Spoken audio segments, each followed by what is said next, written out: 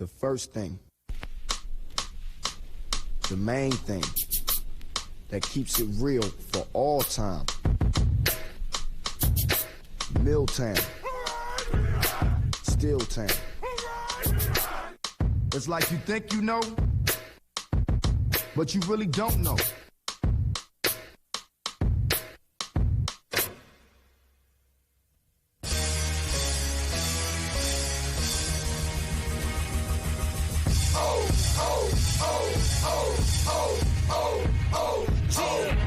No, it's about to go down. The Pittsburgh Steelers against the Cleveland Browns. If you ain't heard, homie, you better ask around. The robbery is now, no time to back down. Oh no, it's about to go down. The Pittsburgh Steelers against the Cleveland Browns. If you ain't heard, homie, you better ask around. The robbery is now, no time to back down. Yeah, back up, make from the dog pound and said at Three Rivers, that's our home and fit. Slow your motion, bow down to give me room to breathe. I hear you barking, but you know my city run the lead. Fool, please, I never liked you anyway. I'll crush and smash your city boy any day. The man is still, it's here to stay. I got a front line position just to end your day.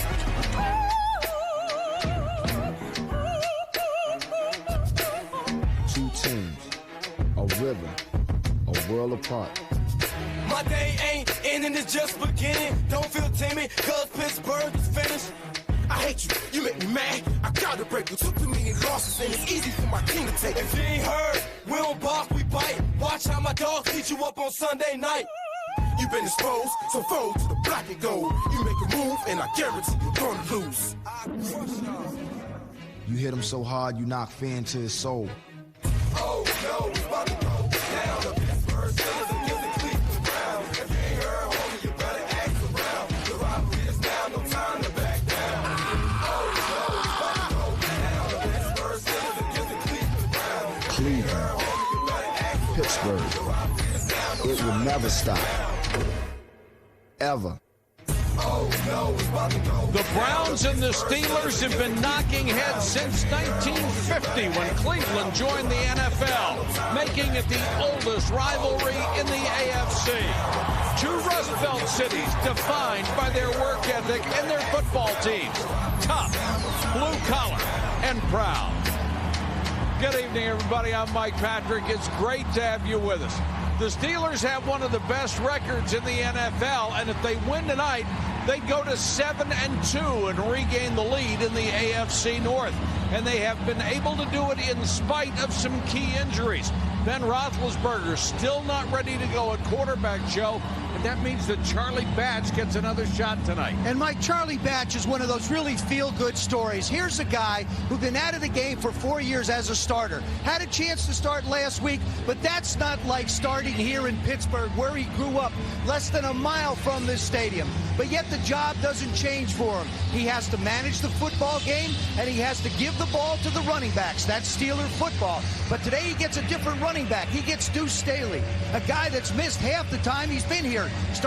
Played in only 12 games of the 24 that he's been on the roster. But Deuce Staley will give him an opportunity for some fresh legs besides Jerome Bettis. But it doesn't change Steeler football, Mike. All right, thank you, Joe. Romeo Crennel built his reputation as the defensive coordinator for the Patriots.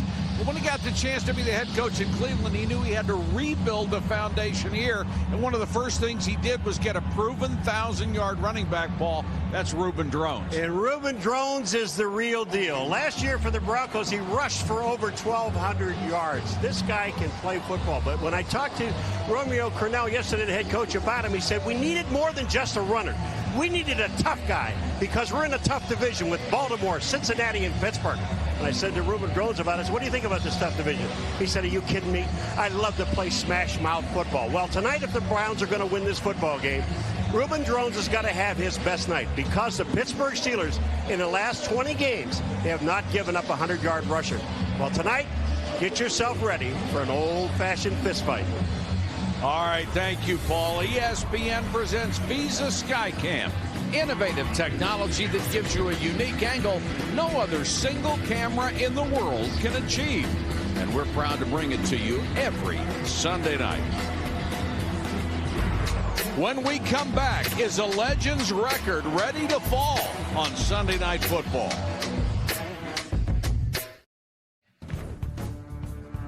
Bud Light salutes the football fans of Cleveland and Pittsburgh, where the game is always on and the Bud Light is just right. Welcome back to Pittsburgh for the Browns and Steelers. One thing to watch for tonight, Steelers history, and how fitting that it could soon belong to the guy most players call the heart and soul of this team. Hines Ward is not only tough, he's led this team in receptions 6 straight seasons, and he's been to 4 straight Pro Bowls. And now he's just 3 catches away from passing Hall of Famer John Stallworth for the most catches in Steelers history. We asked Hines what it means to be among the Steelers greats. When you talk about Steelers wide receivers, 2 come to mind, Stallworth and Swan. And having my name amongst those guys is a huge honor for me. It's something that coming into the pros, I never would have thought it. Being it's my 8th year, getting the opportunity to try to surpass those guys, couldn't ask for anything else. Hines added, what makes this even more satisfying is that he's proven all the naysayers wrong. First they said he wouldn't make it in the NFL. He was a 3rd-round draft choice. Then they said he'd never be a starter. Even the Steelers showed doubt, taking receivers #1 in back-to-back drafts. Through it all, he believed in himself, and he's one of the best in football. Ward and the Steelers playing for first in the AFC North. Next.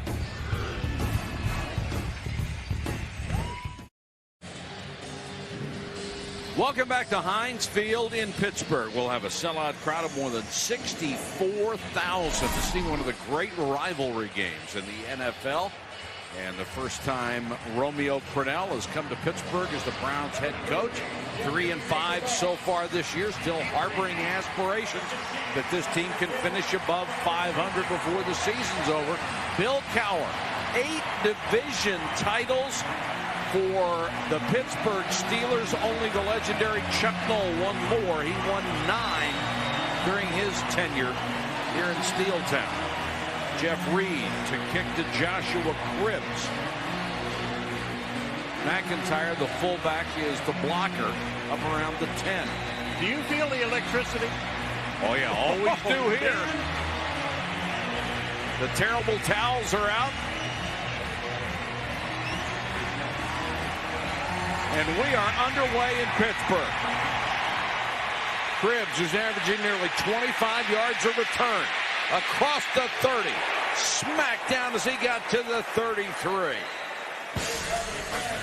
For the Browns, 3 new starters on the offensive line. Ryan Tucker, one of the holdovers, has been very good at right tackle. Antonio Bryant, with 33 catches, is the leading receiver on a team that wants efficient passing and dominant running. Cleveland traded with Denver to get a prime back, Reuben Drones. He's 10th in the NFL in rushing, on a pace for almost 1,300 yards. They have not had a 1,000-yard running back since 1985, when Mack and Biner both did it. Drones, first down off the left side, out to the 36-yard line. Aaron Smith got it.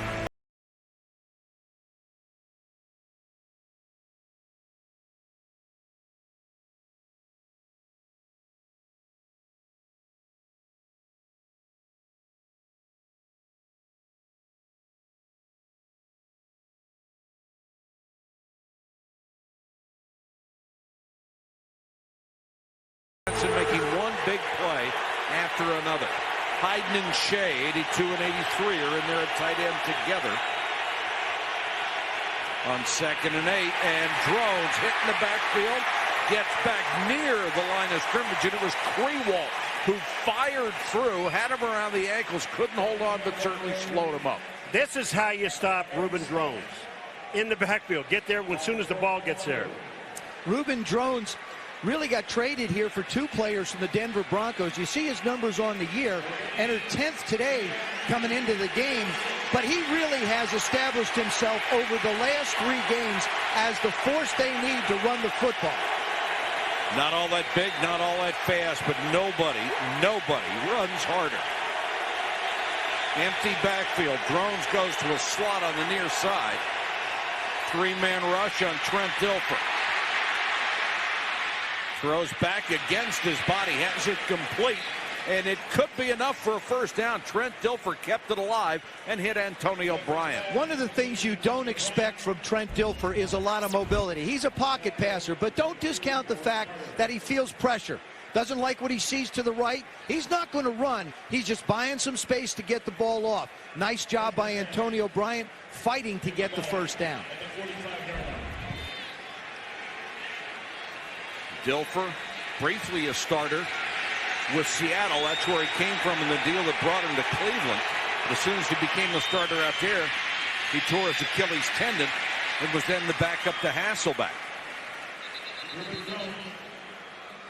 This guy, when he was coming out of college, Joe, we talked to him so many times. He went to Tampa Bay initially coming out of college. He had gotten by strictly on his ability, and he was a guy who had a problem with substance abuse coming out of Fresno State. Yeah, but then he learned how to play the position of quarterback, and I think he got unjustly accused of just managing the Baltimore Ravens to a world championship. I think he did everything he needed to as a quarterback to get that team to win the championship and help him. And boy, have they struggled to find a quarterback ever since they cut him loose. All he did was go 11-1 as a starter and win the Super Bowl there. And he's always had the big arm. This one he throws too high for Antonio Bryant. And a good thing he threw it too high, because Ike Taylor was actually going to go the other way because he cut right in front of Antonio Bryant. You know, there's sometimes when you see, I honestly believe that. When I see a quarterback throw the ball high like that, you know, as smart as he is, Trent Dilfer, and as long as he's been around, I honestly think they do that on purpose. Because he can see that back. If he throws it even closer, it's gone for a touchdown the other way. Absolutely. Braylon Edwards, their #1 draft choice, is in as a third wide receiver in the slot to the left. Blitz coming. Dilfer hangs in the pocket, throws deep, and it's caught at the 18-yard line. Antonio Bryant, great concentration. Richard Coakley was back there, looked like he was in perfect position to knock it away, but he didn't. This ball's actually underthrown a little bit. And what happens is the receiver always has a better feel for where the ball is going to be. That's just terrific concentration. You see the ball underthrown a little bit? Coakley doesn't really get a chance to make a play on the ball. Did you see Polamalu there? Remember what Trent Dilfer told us yesterday? He said there are a lot of times he just doesn't get back to where he needs to be. If we can get the ball before he gets there, we can make a big play. Drones pounds his way inside the 15 to about the 13-yard line. And now a little pushing and shoving after the play. There is no love lost between any of the players on these two teams. We had a fight last year before they even kicked it off. A couple guys thrown out of the game. Porter and Green were thrown out before the game ever started. But you watch Reuben Drones when he runs. He is really a downhill runner. When you talk about guys running downhill, he leans forward. That guy picked up 4.5 yards on his own. As you saw when the Browns get down in the red zone, they have been just dreadful this year. Dilfer trying to change that. Guns one. Complete down to the 5. Dennis Northcutt, the diminutive wide receiver, has a first down, and the Browns having a great opening drive. And it's a good job by this Browns offensive line. A lot of veterans. Joe Andruzzi was brought in. L.J. Shelton in a new position. I mean, you've got guys there that are doing a good job of picking up the rushers and giving Trent a chance to slide and find lanes. First and goal. Drones the single setback.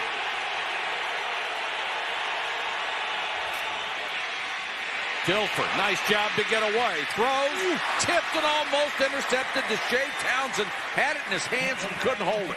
Well, this was such a great play by two people. First of all, Dilfer to get away, be able to throw the ball.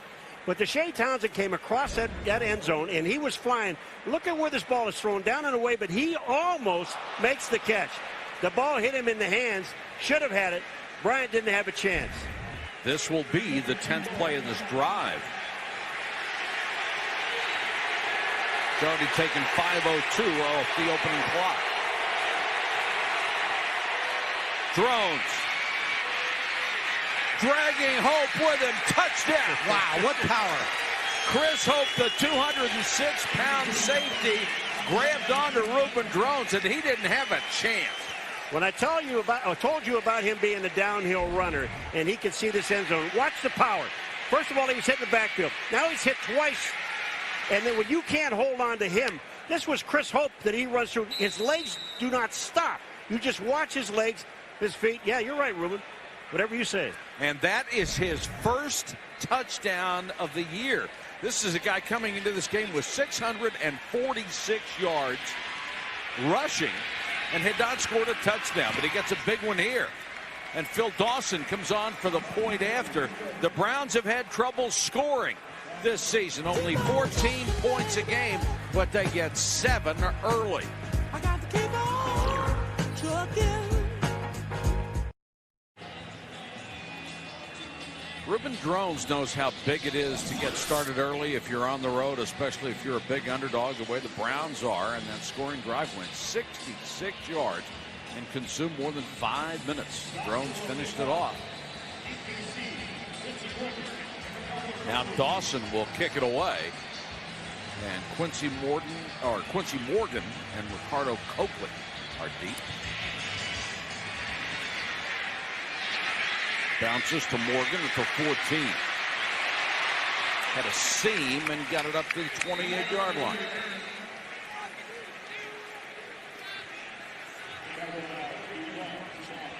Steelers will go on offense for the first time with hometown boy Charlie Batch.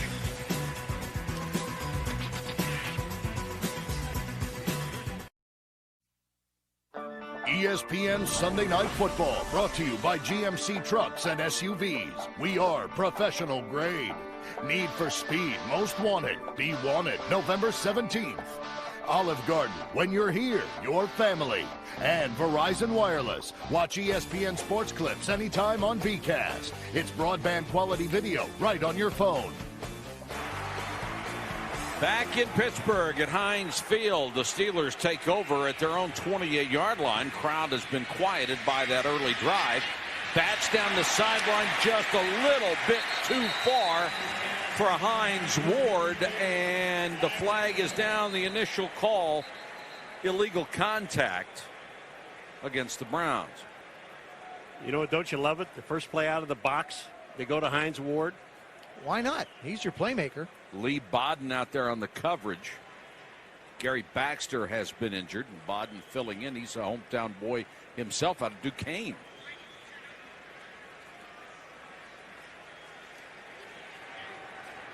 Illegal contact on the defense, number 28. That penalty is declined. Personal foul, 15-yard face mask on the defense, number 58. That penalty is accepted from the previous spot. 15 yards, automatic first down. That's Ben Taylor, the second leading tackler out of Virginia Tech. Looks like Hines Ward, he helps the official, picks up the flag. And that one didn't even count. Well, it would have counted. He just gave it back to him. Here, we got a better one. Keep this flag.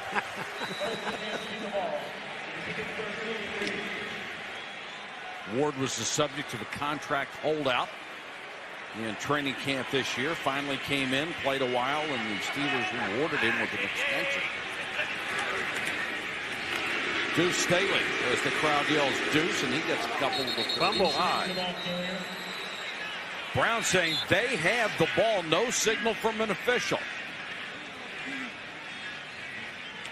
The runner was ruled down by contact. Second down. My which is favorite. not reviewable, by the way. My favorite. Of Larry all Nemmer the is the referee tonight. All my rules, that's my favorite. Down by contact. That takes care of any questions, Yep, doesn't it? that takes care of everything. When in doubt, down by contact.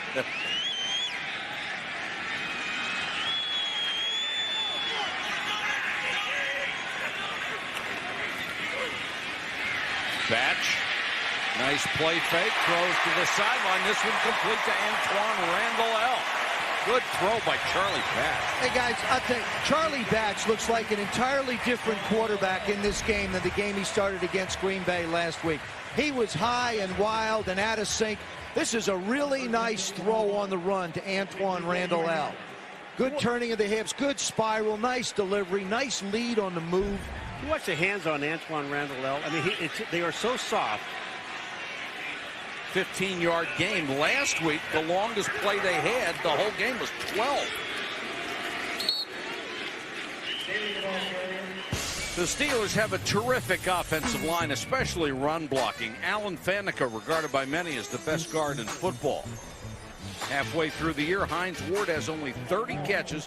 He's still the team's leading receiver. It's just a lack of opportunity. And Charlie Batch, who started his first game as a Steeler last week and managed the game well, starts again for the injured Ben Roethlisberger.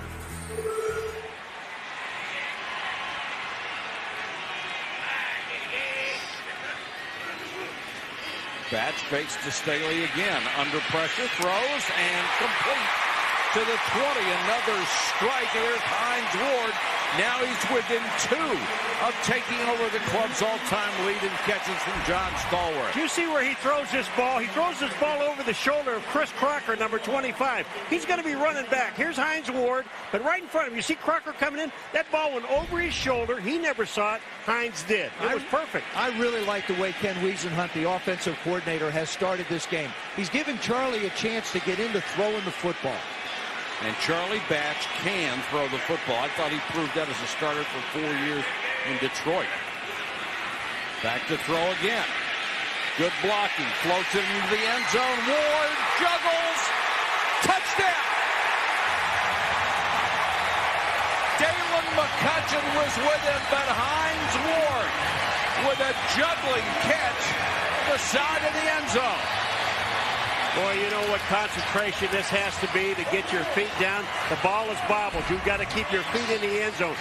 Dalen McCutcheon is on Hines Ward, number 86. Watch this catch. Up in the air. Now to keep concentration to catch this ball.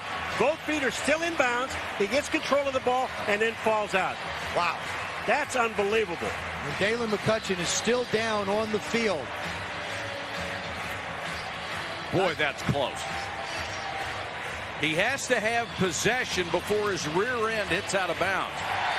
Well, here's the ball going up in the air. Now look at the concentration on the ball. He gets hit in the mouth. I think he has possession. He's got it up against his chest. Right here, he gets it against his chest, and then he hits the ground. Well, the first angle we showed, you see that ball is precariously close to not being caught just as he is coming down out of bounds. He clearly kept his feet in, but I don't see that there could be enough to overturn it. Irrefutable, undisputed. That's they right. could have gotten McCutcheon for face mask also on that play.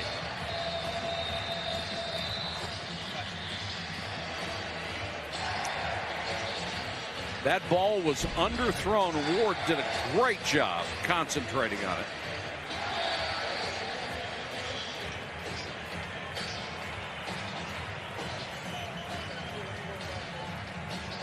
That is some concentration. I'm almost wondering, Mike, if that ball's not in the air before his bottom hits the ground. We have an injury timeout. We'll find out in a minute.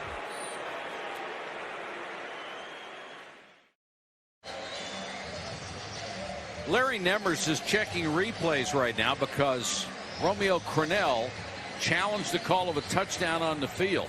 And if you take a look at a sideline replay, you can see the ball is so close to not being controlled when Hines Ward's backside hits the ground. It is very, very close, and the ruling on the field was a touchdown. Actually, his thigh almost looks like it hits the ground before his bottom hits it. But the thing about it I'm looking at is both of his hands are around the ball. And I'm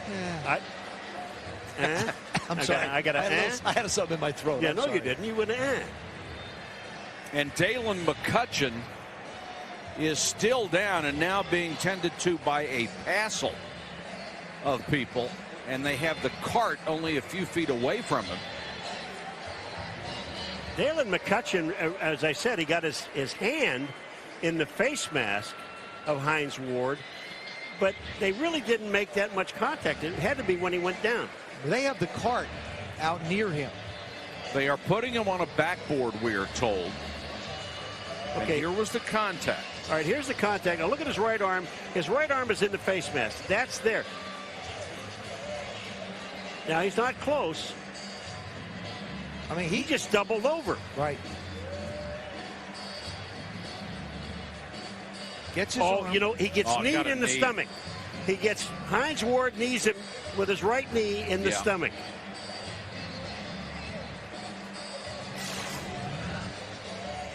Well, talking to Dalen McCutcheon last night, he was looking so forward to the opportunity to play against Hines Ward, because he said it's 60 minutes of football. You know he wants to hit you, and you want to hit him. Hope Dalen's all right. Very nice, competitive young man. After reviewing the play, the receiver did not have control of the football with 2 feet in. Therefore, the pass is ruled incomplete.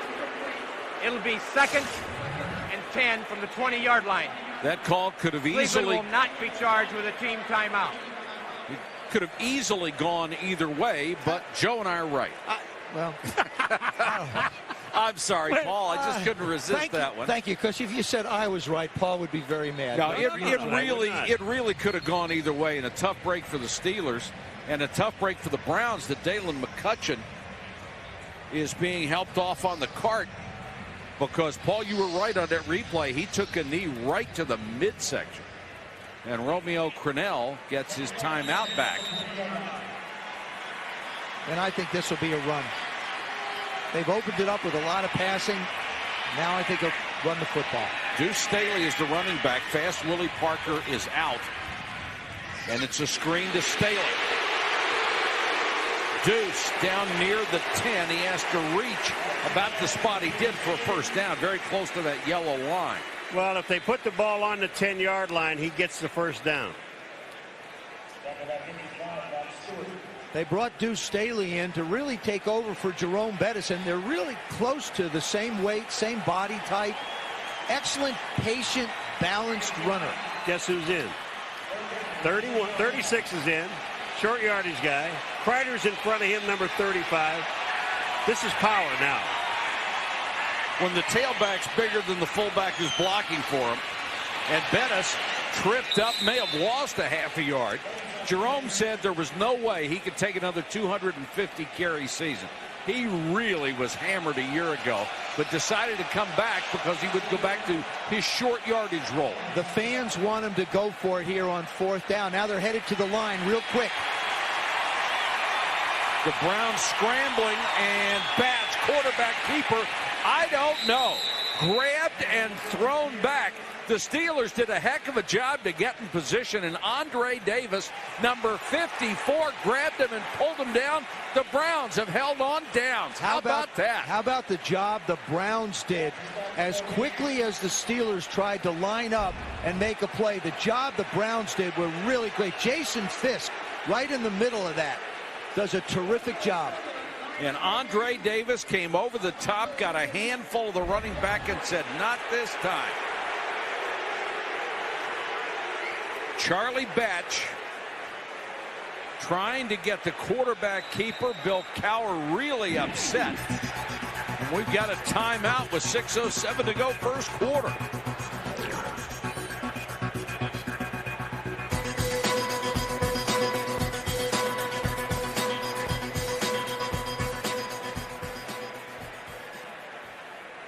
Welcome back.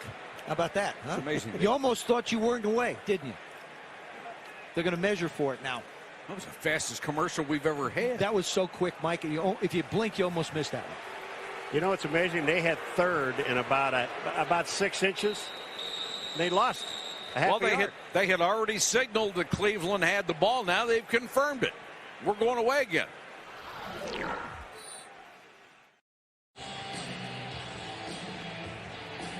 Bill Cowher unhappy early after going for it on 4th and short and not making it. He's got a couple of officials over there close enough to yell at.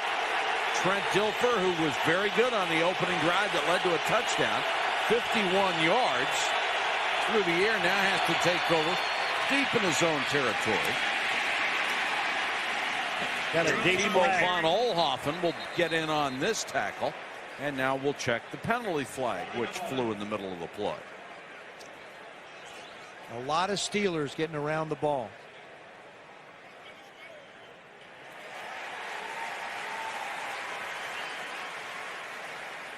The big play on the last drive was Trent Dilfer's pass to Antonio Bryant. Now he's up against Ricardo Coakley. hangs the ball, does a nice job of giving his receiver a chance to make a play one-on-one. The distance was 41 yards. The thing I want you to look at is he led the receiver by 19 yards. People think that quarterbacks have to throw the ball a long way. You just have to get it up quick enough to give the receiver a chance to make a play. Here's the Steelers defense, Joe. They are so good on everything except third down. They've really been hurt there. Northcutt makes this catch, gets the ball out to the 17-yard line. I mean, how do you explain they're so good against the run? They're so good overall in defense. They put so much pressure on teams, and yet they've been burned on third down. They haven't disguised, and Troy Polamalu really, I think, gave us a tip. They haven't been very good at disguising their third down defenses. So when you spread them out, the quarterbacks have an idea where they want to go with the football. The safeties are going to have to do a better job of confusing the quarterbacks and making them hold the ball. Third down and 4 for the Browns. Dilfer, short set, then guns it over the middle, and he had Braylon Edwards open. You know, this is one of those deals when you every time you sit and watch a game, something like this happens. Braylon Edwards, once he gets beyond the secondary, look at how wide open he is. Now, if Dilfer hits him in the hands, it's touchdown. Remember, that's another third down play where you've got a receiver that I think is going to go the distance if Trent can get him the ball. Middle of the field was wide open. Antoine Randall L. waits for the punt of Kyle Richardson, who has struggled at times this year. Former Indiana quarterback trying to find room to run and taken out of bounds. 46-yard kick, a 6-yard return. Steeler ball. They're down by 7 here in Pittsburgh.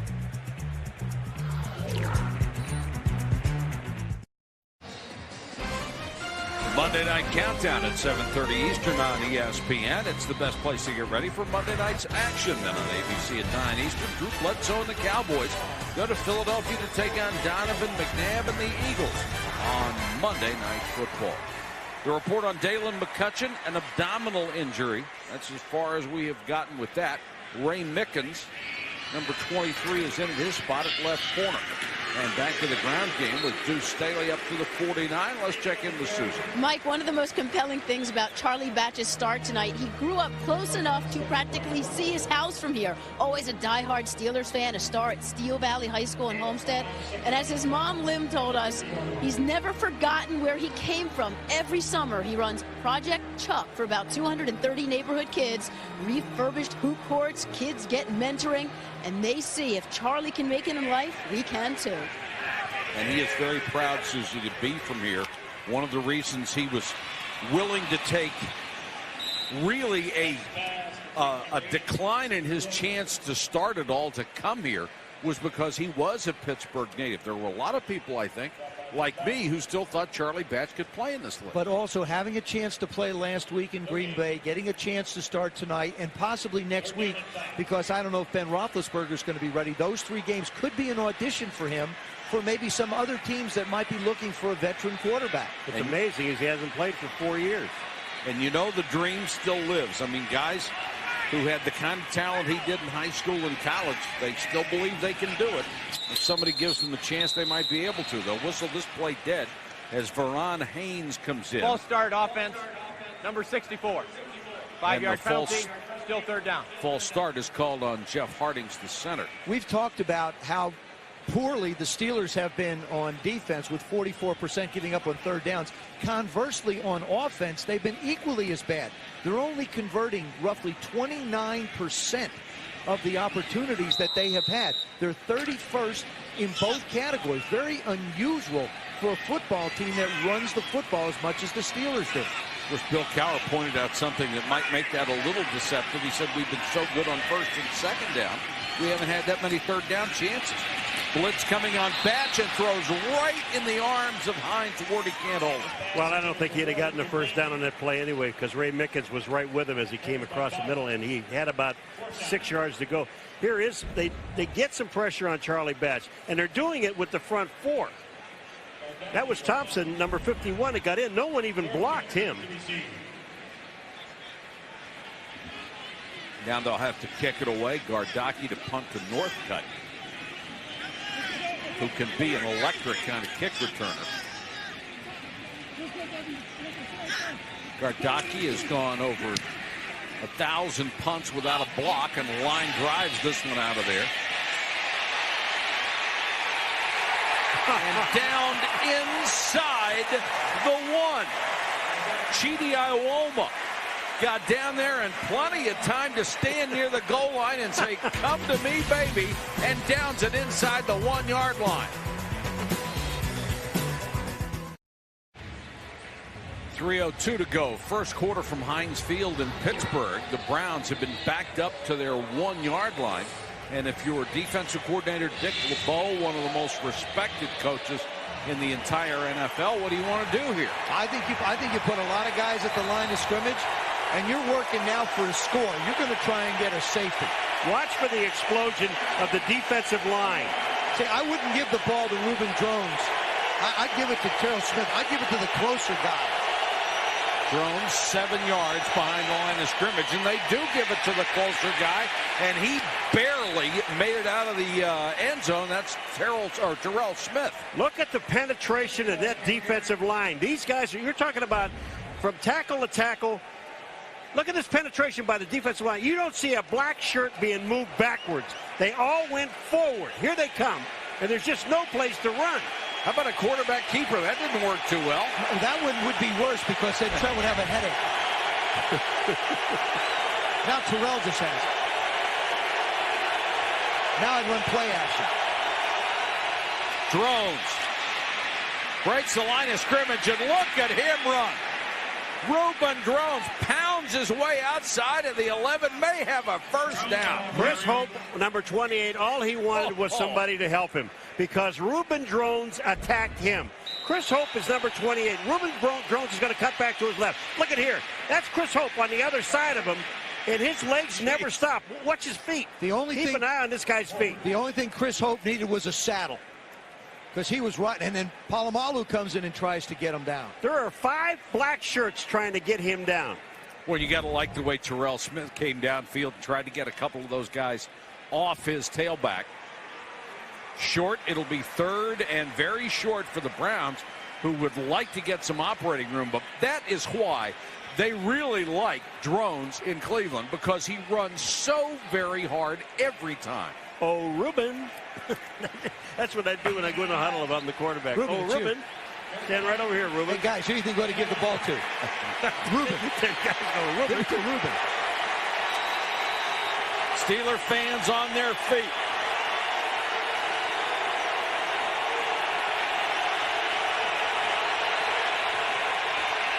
Drones lowers his shoulder, moves the pile, and where they're marking it, he's got a first down. Let's go to Susie. Well, guys, Jim Brown is here tonight, so I asked him his impression of Reuben Drones. He said he loves his determination, his attitude, the way he breaks tackles, runs hard, and runs smart. And I asked him what that means. He said he makes good cuts, does the right thing at the right time, knows the situation, and applies himself. And Jim Brown should know. Boy, best running back ever. You got that right, Susie.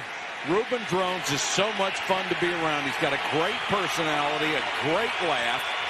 Rushed for over 1,200 yards a year ago in Denver. Dilfer back to throw. Rifles that one complete. Maybe another first down. As that was right in the chest of Northcutt. James Harrison, the linebacker, was out there on him. Maurice Carthon, the offensive coordinator, has done a nice job really giving Trent Dilfer an opportunity to make plays. Again, the offensive line creates the pocket for him to throw in.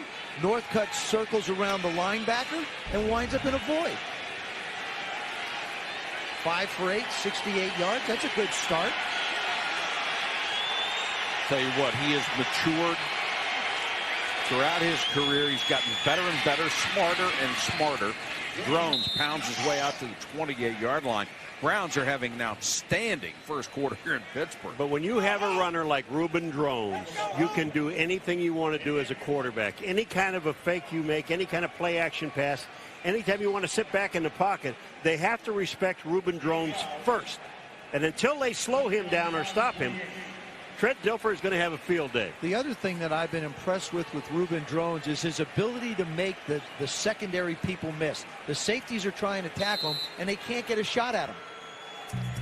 End of the first quarter here in Pittsburgh. The Browns on top of their hated rival 7-0. Trent Dilfer and Reuben Drones have done the job in the first quarter against the Pittsburgh Steelers. They are up 7-0. Drones has already gained 31 yards, trying to become the first back in 20 games to gain over 100 against the Steelers.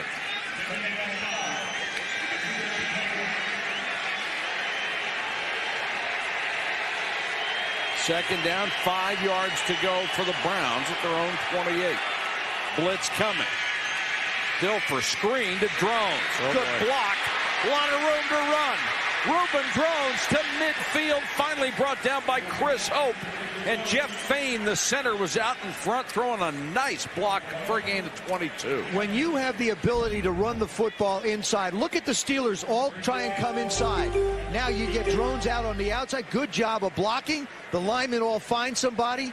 And then Reuben Drones decides to go north and south. He's not trying to put a move on anybody in space.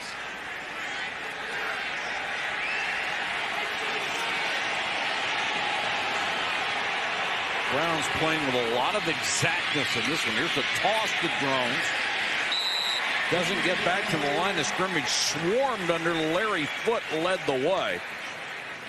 The last time a Cleveland Brown running back rushed for over 1,000 yards in the season was 1985. Both Kevin Mack and Ernest Biner accomplished that feat that year. Mack racked up 1,104 yards. Biner wasn't far behind with 1,002. Reuben Drones approaching 700 yards rushing this year. After 20 years, they won't know what to do to celebrate if he cracks it. There will be a parade. And I'll bet he does crack. Dilfer, who's been sharp. Out in the flat, Drones couldn't hold this one. Polamalu was right there, along with Foote anyhow, and Foote and Drones woofing at each other. Well, this is one of those deals where the ball's thrown out and Drones is there, and out there, Reuben Drones, don't get me wrong, but you can hear those little footsteps coming, and I'll just those save myself. Well, I'll save myself for another day, okay? I'm not going to guess this one. And now normally you'd say the Pittsburgh Steelers have Cleveland's offense where they want them. But in past years, this year, I'm not sure they want them in 3rd and long.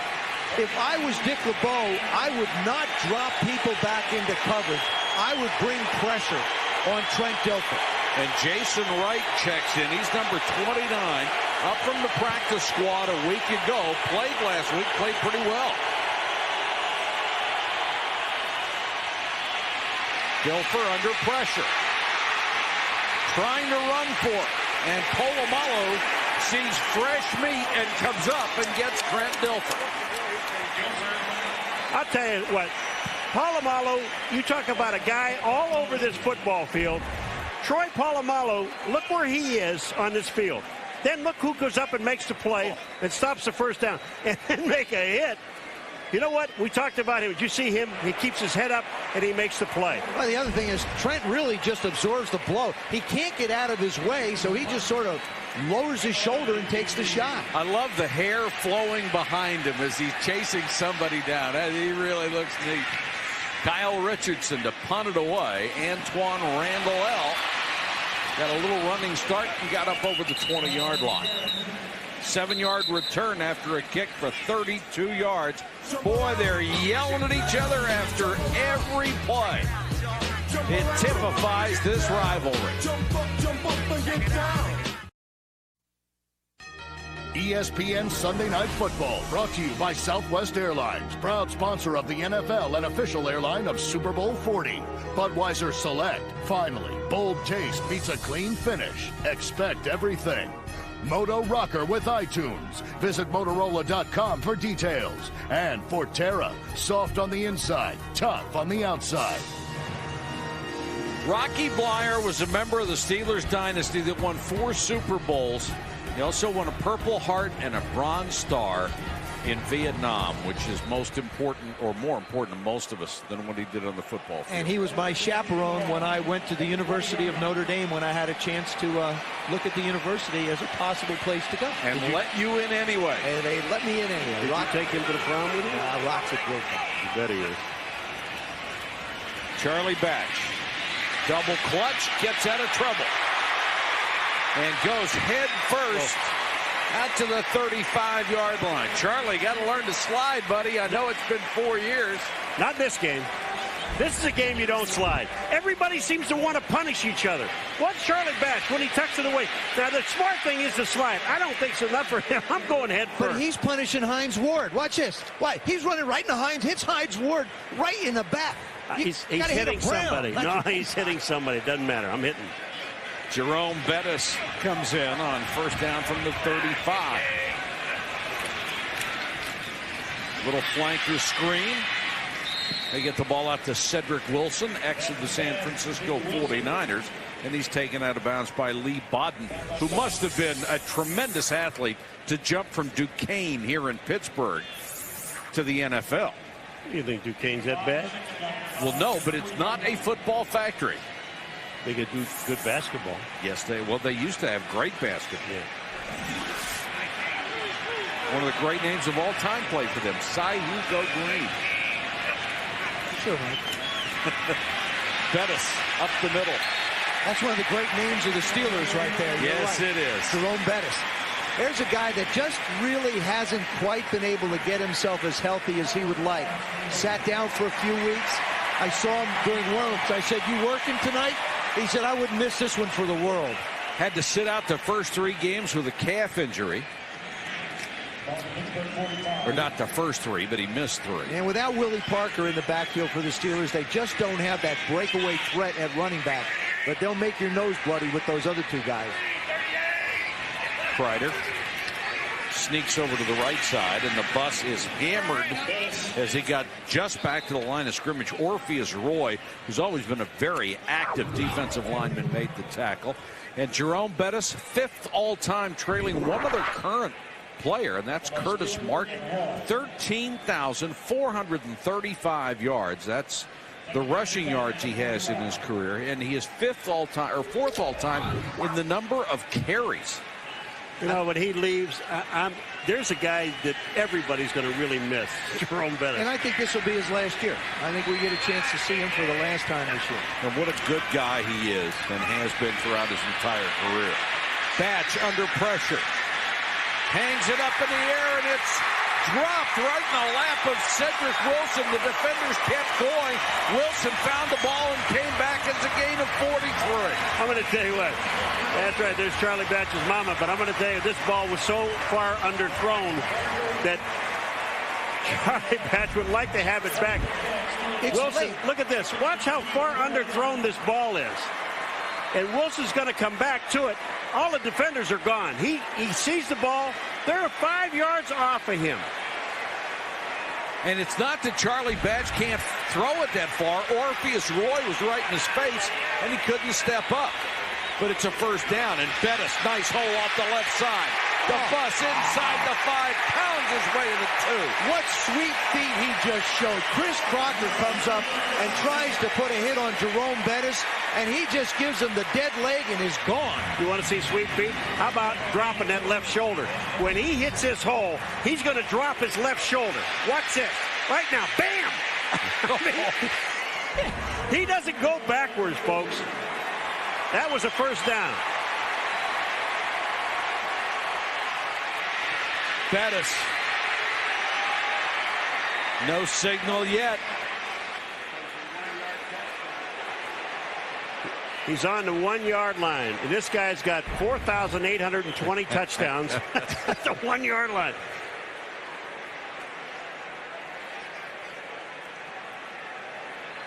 Browns hold him short. It will be third down.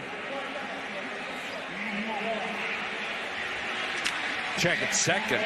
And there are the 1 yard touchdown runs for Bettis. He'll get another shot right here. You would expect. Bettis, 40. Touchdown.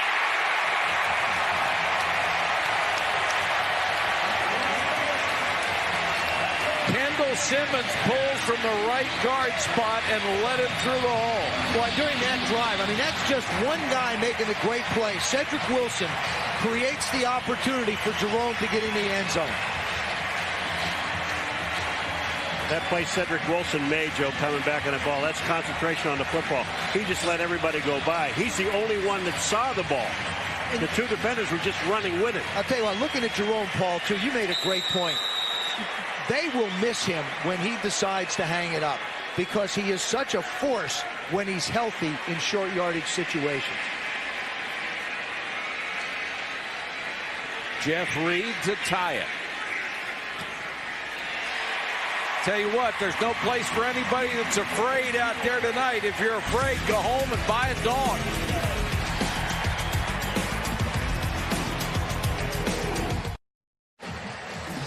Monday night, ESPN2's coverage of college basketball and the NIT season tip-off bounces your way as Boston University goes up against one of the best shooters in the country, J.J. Redick, a #1 ranked Duke. The NIT season tip-off on Monday night, ESPN2, 7:30 Eastern. Duke preseason #1 again. Jerome Bettis, 1-yard touchdown again, 40 in his career. Reed to kick to Cribbs. Very short kick. Taken by the tight end Aaron Shea. And he returns across the 30. We've got a timeout. Second quarter. Tie game in Pittsburgh. Pounding each other in a 7-7 tie ball game. The rivalry lives. Back in Pittsburgh, I don't think anybody's dressed normally. They're dressed up for this. That's not normal here. Well, it is here. Those people are normal. You haven't been out walking around the streets like I have. Drones. Hammers his way for maybe a yard. You're going to earn everything you get tonight. Let's go to Chris Berman for SportsCenter. 30 and 30 update. Boomer. All right, Mike, thank you. The Colts now 9-0 as they beat Houston 31-17. Peyton Manning, Marvin Harrison, 10,000 yards between them. NASCAR circuit, Kyle Busch won in Phoenix. Tony Stewart still up in points. A week to go there. When we see you at halftime, our fastest 3 minutes and our halftime heroes. Some record setters out of the Norris division, guys. All right, Chris.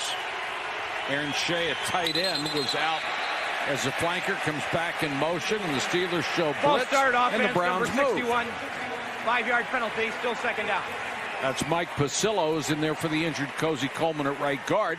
Let's go to Susie. Well, Mike, fans have made sure that these guys know how tough this rivalry is. Trent Dilfer said that when he first got to Cleveland, the first thing everybody said is, we don't care what else you do, make sure you beat the Browns. So he went back, looked at the old books, watched the old NFL film stuff. He knows how big this rivalry is. And they have the ball right now, Susie, at the 29, second and about 4. Dilfer under pressure. Dumps it to the tight end, Steve Hayden. And Hayden back near the line of scrimmage where Polamalu takes him down. Well, Troy Polamalu, first of all, he's going to hit Reuben Drones as Reuben Drones is faking up in the middle. Then he's going to go out and make the tackle. Troy Polamalu, watch this, folks. He reads the fake to Drones. Bang, he hits him. He goes back outside. Then he makes a tackle for a loss. How good is that? And he is so quiet, so soft-spoken, you wouldn't think that this guy would be able to run into anybody or be willing to. But he's a missile out there. Dilfer, nice throw, dropped by Northcutt. What a beautiful throw by Trent Dilfer. And there you saw it again. The Pittsburgh Steelers in 3rd and 14 really should have had this converted against them. It was just a fortunate drop for the Steeler defense that it happened. It's a perfect throw, great route. Another guy wide open. Oh. Now, Dennis Northcutt is starting to split his time with Braylon Edwards, their #1 pick. He keeps making plays like that. He's going to play less and less for Romeo Crennel. He's not going to be splitting time with anybody. He had his hands on upside down. Richardson floats it high for Randall L. And Randall L taken down at the 31. All that for 2 yards after a punt of 42. Second quarter, 7-7 in Pittsburgh.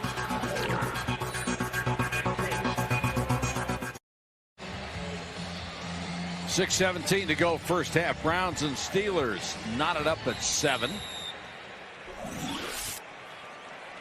Charlie Batch, not bad. 6 out of 8, 89 yards. Run a couple of times for 15. Bettis back in as the prime running back. Fast Willie Parker is inactive tonight. He's been injured, and we haven't seen Deuce Staley in a while. We have the defenses offside. You are so quick with those. Well, when the white shirts are on the other side of the line, it's offside. Defense in the neutral zone at the snap. Number 96. It's a 5-yard penalty. Still first down.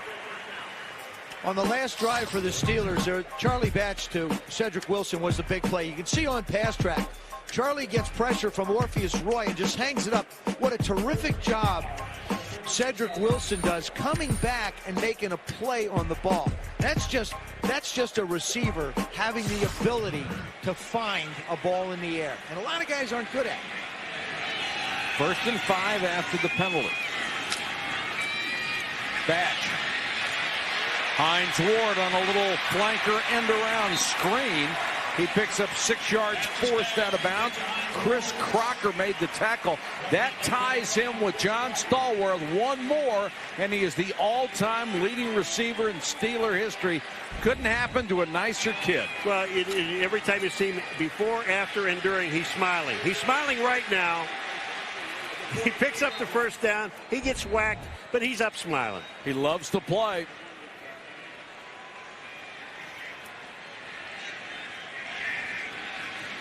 Browns show blitz and come with it. Bettis runs past a couple of guys and will pick up 6 yards before Kennard Lang makes the tackle. Lang has gone from being a down lineman to being a linebacker in this 34. Joe and I figured it out during a break with Jerome Bettis. We're going to bring him back next year just as on 1 yard line. Only 1 yard play. Closer. It's like a closer in baseball. We want him just work a couple of innings. Get a couple of guys. There are teams that carry 3 kickers. Why not carry a guy just to go over at 1 yard? You'll have to write him a big check. Paul can do that. The bus. First down from the 42. Jerome Bettis, Ian McCutcheon told us, and Kennard Lang also said, this guy, when he runs, he's got so much power, and he always leans forward. When he attacks you, you're not attacking him. He attacks you.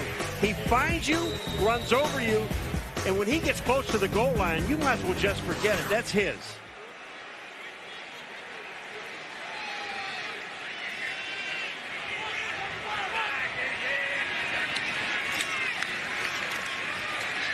Batch hit as he throws, and Hines Ward has set the record for the Pittsburgh Steelers, passing John Stallworth, #1 all-time in Steeler history. Congratulations, Hines Ward.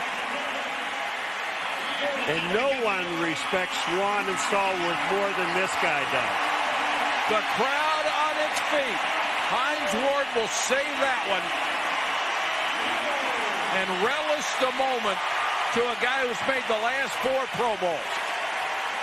And what did Bill Cowher say about him? I love the kid to death.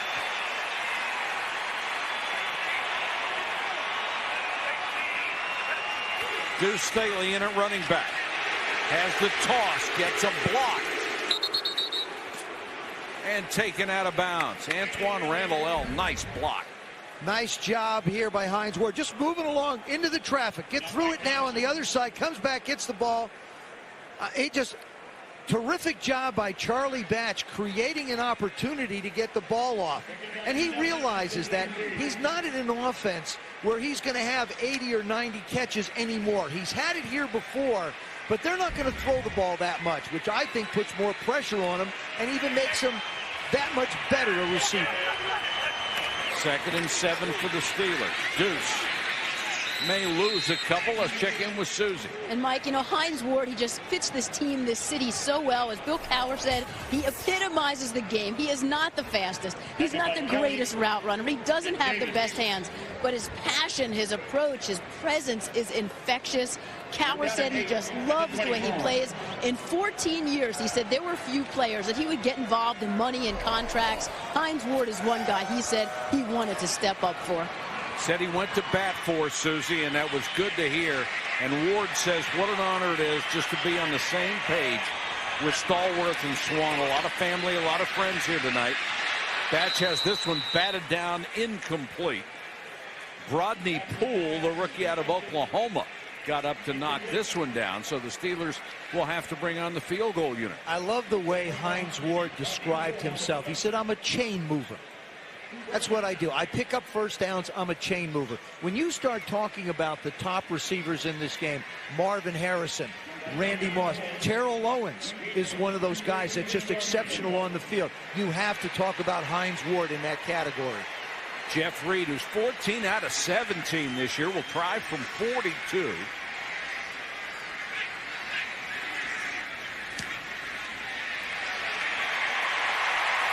And Reed knocks it through. But the thing about Hines Ward is, and I think Dalen McCutcheon is the guy that said it best about him, he plays every single down, whether it's a running down, a passing down, I don't care. He said he'll come after you time and time again. The man loves to block. He's the best blocker for a wide receiver in the entire National Football League. And nobody wanted him to get this record more than the entire football team. When you look at what this guy does, here he is, he's running a pattern, sets down, he makes the play. Here's a guy that every time he touches the ball, he tries to make something special happen afterwards. And this guy can do it. He gets himself open. They said he's not a great route runner. Well, yes, he is. He runs routes well. He blocks well. He does everything well. And then when he catches the ball, you see that laugh right there? All right. Watch him catch the ball. Now look at him. He's smiling. He's got to drive you crazy because you can hit him as hard as you want. Doesn't matter. He's still going to smile in your face. I was just going to point out the same thing. He drives defensive players crazy. They give him their best shot, and he's just enjoying it every minute of it. Congratulations to Hines Ward. Oh, you bet.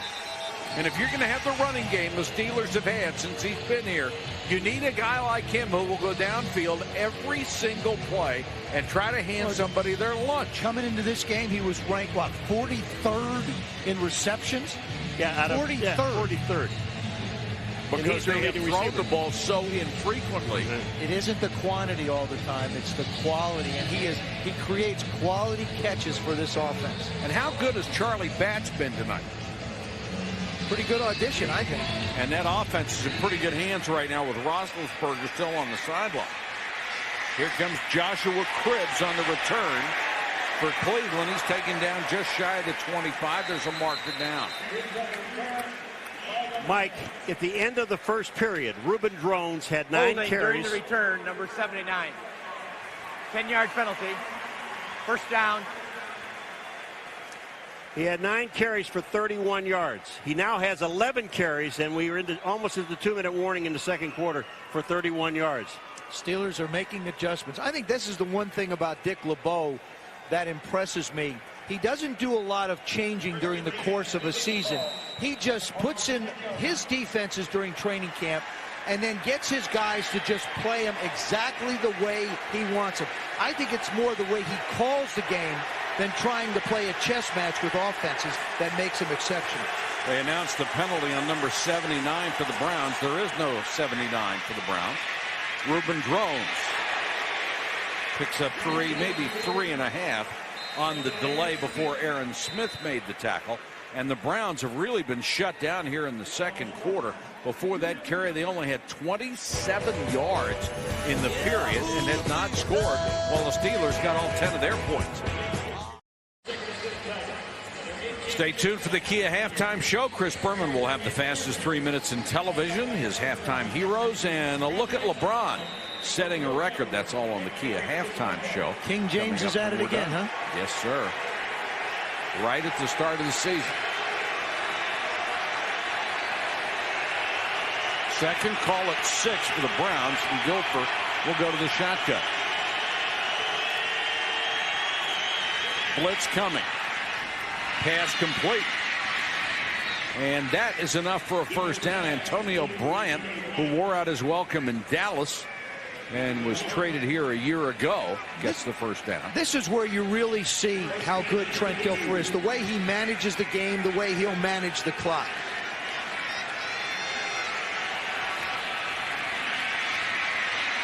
Dilfer again still throws that beautiful tight spiral. This one's ruled incomplete, hit the ground in front of Antonio Bryant.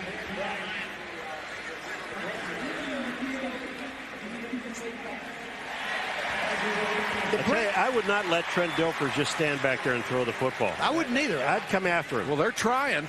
No, Browns are doing a good job blocking them right now. If the Steelers allow them just to pick up 6, 7, 8 yards, they won't be in that bad a shape. But they've been very vulnerable to some big plays. You had Braylon Edwards running down the middle of the field in the first quarter. 2nd and 10, 4 wide receivers. 4-man rush. This time Polamalu gets there. The ball pops straight up in the air. Picked off by Joey Porter. Joey Porter on the interception return, thrown out of bounds. 10 yards, and Polamalu came flying. And here's another flag. Sorry, Mike, there's another flag in the middle of the field. How do you not block Troy Polamalu? How do you not block him? You've got to know. I asked Trent Dilfer yesterday, do you know where he is? He said all the time. Somebody else didn't. I mean, you got to recognize him by his hair, don't you?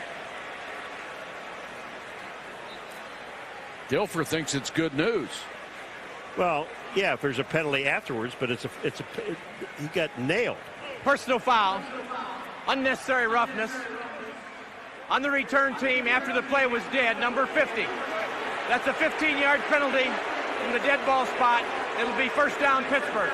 Larry Foote called for a personal foul at the end of the play. Watch how fast Troy Polamalu gets to Trent Dilfer. And how Trent Dilfer is still standing. Watch this. From the outside, nobody touches him. And he whacks him. Now he's back in the play to block somebody.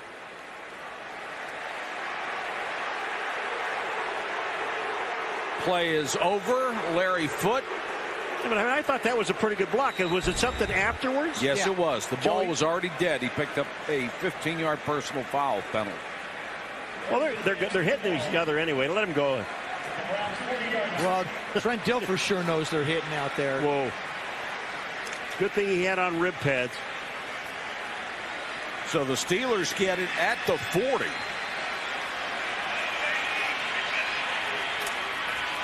Batch to throw.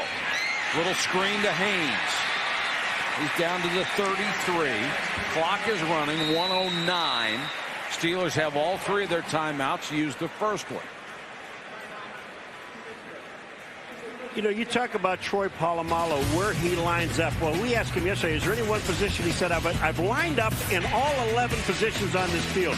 But the one thing about this young man is he never stops, and he's not going to back down from anyone. And when you talk to him, he doesn't say a whole lot. He just does a whole lot. When you look at the concentration that he has and the speed, when he decides to attack, look out, because he's going to whack you. So on the cover of Sports Illustrated, he says he doesn't read newspapers, magazines, watch television. He's overcome bigger things than the so-called SI jinx. In his world, there is no jinx. I really believe that he controls everything in his world. He's a very bright, very articulate, very hardworking young man, and really consumed with becoming the best strong safety in football. Nice young man to be around. Batch against the 3-man rush. Steps up and throws just before he's sacked. Pressure, Orpheus Roy and Kennard Lang. You know, remember when we did the game before with Pittsburgh, we talked to Troy Polamalu about his workout, what he does, Joe, and he was talking about he does everything on the balls of his feet. Well, he does everything barefoot. And barefoot on the balls of his feet. The way he projects himself, the way he moves, the way he gets the speed that he has, you better get some more guys with him. I'll tell you, Orpheus Roy on that rush showed some speed up against Max Starks. Max is 340 pounds. Walked him all the way back into Charlie's lap. Orpheus Roy used to be a Pittsburgh Steeler, so he knows how to play that 34. Batch to Hines Ward. Down to the 20-yard line. Well, Charlie Batch has thrown the ball well, and they take a timeout with 55 seconds to go. And one thing to think about is, remember, Romeo Crennel is in his first year as the head coach of the Cleveland Browns.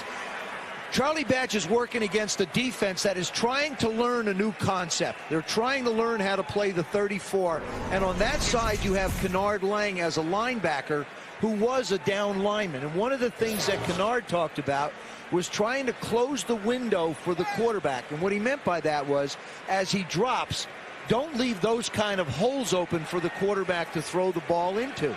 And you've got Ray Mickens working against Hines Ward's over there with the injury to the starter, Dalen McCutcheon. Mickens is normally the third corner and comes in to cover the slot receiver at only 5'8", 180. Mighty Mouse. Charlie Batch is trying to tell this crowd, this is not the time to be cheering, okay? Shut up! Deuce Staley is back in on 1st and 10. Steelers left with plenty of time. Batch to the corner. Randall L. couldn't get there. Brian Russell, a safety, had to cover him. See, now that, I believe, is just rust. Charlie Batch could have got this ball up in the air a little bit. Had he played some more, as he plays more, he'll be able to anticipate the throw. The ball is up late. And the reason you know it's late is because he leads them out of bounds. If he gets it up a little bit earlier, then he gives Antoine an opportunity to make a play in the end zone. Well, he missed all of last year with a knee injury, and then in training camp had trouble with that knee with fluid buildup. Feeling a lot better now and getting a chance to play. Batch again, drops it underneath. Staley down to the 13, maybe the 12-yard line. And the Steelers only have one timeout left, and they just took it. 40 seconds on the clock. Bill Cowher looking on. He saw his team fall behind. 7-0 early. They have dominated the second quarter to regain the lead at 10-7. And Bill Cowher has done very, very well in this rivalry. 17-5 is his record against the Cleveland Browns, the team he used to play for. And this is the oldest rivalry in the AFC, as the Browns came into the league in 1950 as a member of the old American Conference, joining the NFL. Some greats that are in this game tonight during pregame. Lynn Swann on the left. Jim Brown had a chance to talk to Jim a little bit, as intense ever, and then rode down the elevator with that man. Mean Joe Green. Was he any good? He almost tried to hit me again. I said, no, we're done with all this stuff. Not anymore, please. Just once more for old time's sake. No old time's sake. Third down. Batch.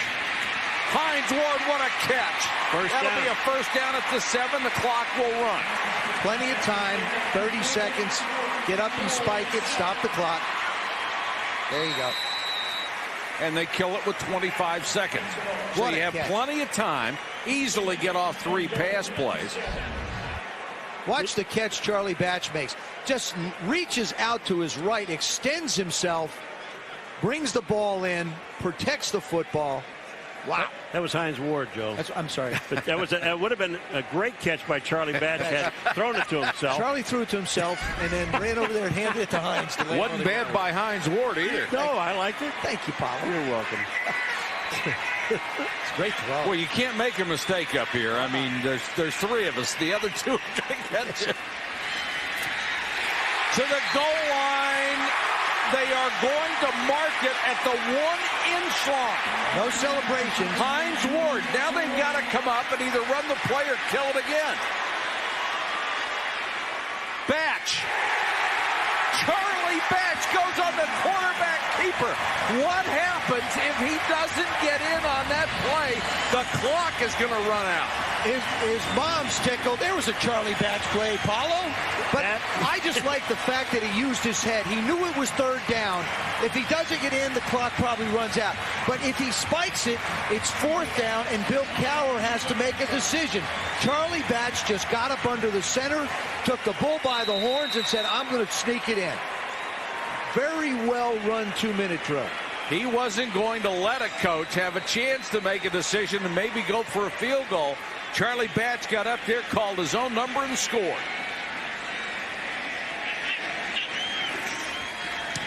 The point after, it's 17-7. But you know the thing about Charlie Batch doing this, he's so aware that here's the pass to Ward, that he's not in the end zone, and they call him down. He's looking at the official. Hines Ward is celebrating. Charlie Batch says, wait a minute, we're not in. He gets up to the line of scrimmage and makes this call. And I got to believe he did this on his own. Absolutely. It's the only decision he could make. I mean, you can't really call the play out. Nobody's going to hear you. So you just take the snap and have the guys go forward and make a play for you. Good job by the offensive line, particularly the center and the two guards, creating the opportunity. And Mom's got that terrible towel and just tickled as can be. There you go. Dance for it. And Charlie Batch, as soon as he got to the sideline, headed for the locker room early. I don't know whether it's a sign something might be wrong, or he's just taking the opportunity knowing there's not going to be another offensive play. Well, as just for the quarterback situation with Ben Roethlisberger out, Tommy Maddox is number 2, and Antoine Randall L. is their third quarterback if in the event he needs to do it. And he would be a pretty good one. And he didn't take any snaps in 11-on-11. I talked to Ken Wiesenhunt, their offensive coordinator, about it, but he has taken some snaps in individual. So I know he just wants to get behind the center so bad. Now, you also asked about Roethlisberger before the game. What's the timetable for Ben to come back? I talked to Ben. He felt like the knee is going real well, not a lot of swelling in it. He feels like he wants to target the Indianapolis game as the game to be back for. That's the huge game on their schedule. And that's a couple weeks from now.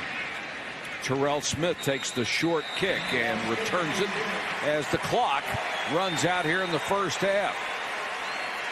And the score at halftime here at Heinz Field, the Steelers have taken the lead over the Cleveland Browns 17-7 after the Browns opened up with a 7-0 lead. And now they're going to put 1 second back onto the clock. A lot of players have already reached the tunnel toward the locker room. They're going to have to bring them back out if they're Browns offensive players. You have to make sure you got a center and a quarterback and just let them kneel down. Well, why would you kneel down? Cleveland has the ball on the 48-yard line. I'd throw one to the end zone. You got time. Yeah. And here comes some players from back out of the tunnel. Well, these are the offensive linemen already left, and they went in the tunnel. There's some in the locker room. Brown's going to have a tough time just getting the right people out there. That's Ryan Tucker coming back on the field. He's the starting right tackle. But they can call a timeout. They still have 3 timeouts. They can call one. When? To get all the right guys back on the field, I would. Oh, they got them all. Well, they don't have the starting right tackle. Yeah, most of them. And with most of the offense on the field, they will perhaps try a Hail Mary. And Trent Dilfer may be saying to himself, let's make sure we get all those linemen out there next time, as he runs out of bounds as they kill the clock. And now we have reached the half here in Pittsburgh. Let's go to Susie. Coach, what's the biggest challenge trying to defend a quarterback who you've seen on film one time in the last 4 years in Charlie Batch? Well, that's not really the problem we've had, and we've just given up plays. You know, Susie, we had a long one down here. We should have intercepted.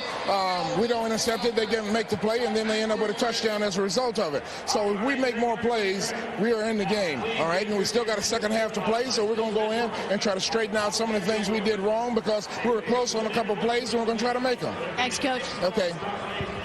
Our score here at Heinz Field in Pittsburgh, 17-7 at the half. Let's join Chris Berman for the Kia halftime show. And thank you very much, Michael, and a happy Veterans Day weekend, everybody. Glad you could join us here for Sunday Night Football on ESPN. The Indianapolis Colts, you saw them on Monday night to win big time at New England, and the Colts now became the 12th team since the merger to begin 8-0 or better. 8 of the previous 11 reached the Super Bowl. 6 of those previous 11 won the Super Bowl. They already like the company they're in today. They went for number 9 as we begin our fastest 3 minutes in television. They were trying to dust the Houston team they'd beaten handily just a few weeks before. Peyton Manning to Brandon Stokely. Hard to believe that's his first TD catch of the year. Not this guy's first to Marvin Harrison. Colts 9-0. They win 31-17 at Cincy, then home to Pittsburgh Monday night the next 2 weeks. Gus Frerotte off his knee like he designed it for Miami to Chris Chambers, and Miami leads late over the Patriots 16-10. The Tom Brady twice to Ben Watson, I presume, 23-16, and then Frerotte to Chambers, incomplete, and the Patriots hold on to go back over 500, winning at Miami 23-16. Holcomb hurt, J.P. Lossman in. Against the Chiefs, he hits Lee Evans for this touchdown, and then the youngster hits Evans again.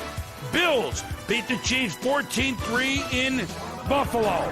Broncos, Raiders. Mike Shanahan continues his mastery over his old team. He's 16-5 now against the Raiders.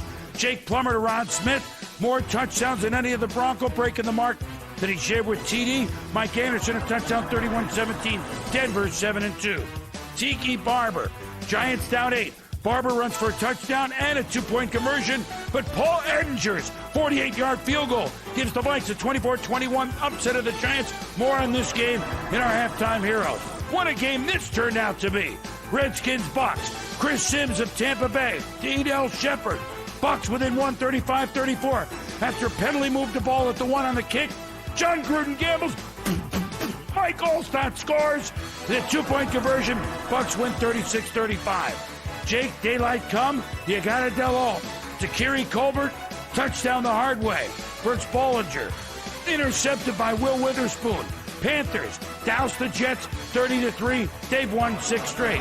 Packers, winners of only 1 game, watch Michael Vick beat them to the pylon for Atlanta.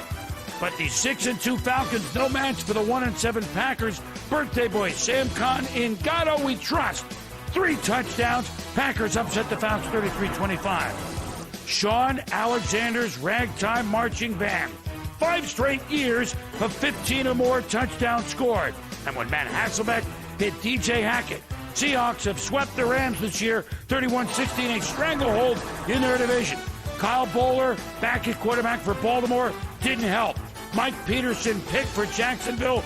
They scored 30 for the first time in 59 games, beating 30-3. Joey Harrington had Roy Williams back at wide receiver, and he hit him 3 times for Detroit.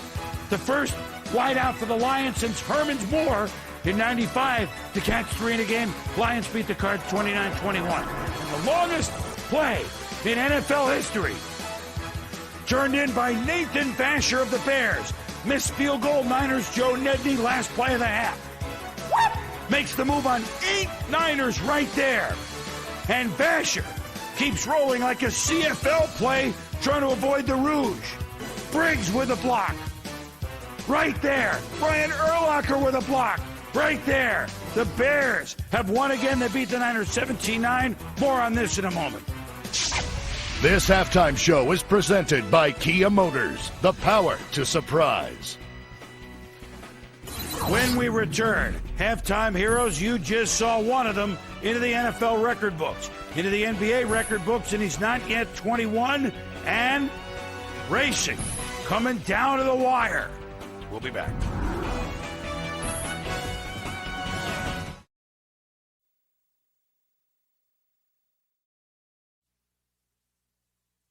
You hit him so hard, you knock fear into his soul. Oh no, it's about to go down. The Pittsburgh Steelers against the Cleveland Browns. If you ain't heard, homie, you better ask around. The rivalry is now, no time to back down. Oh no, it's about to go down. The Pittsburgh Steelers against the Cleveland Browns. Cleveland, Pittsburgh, it will never stop.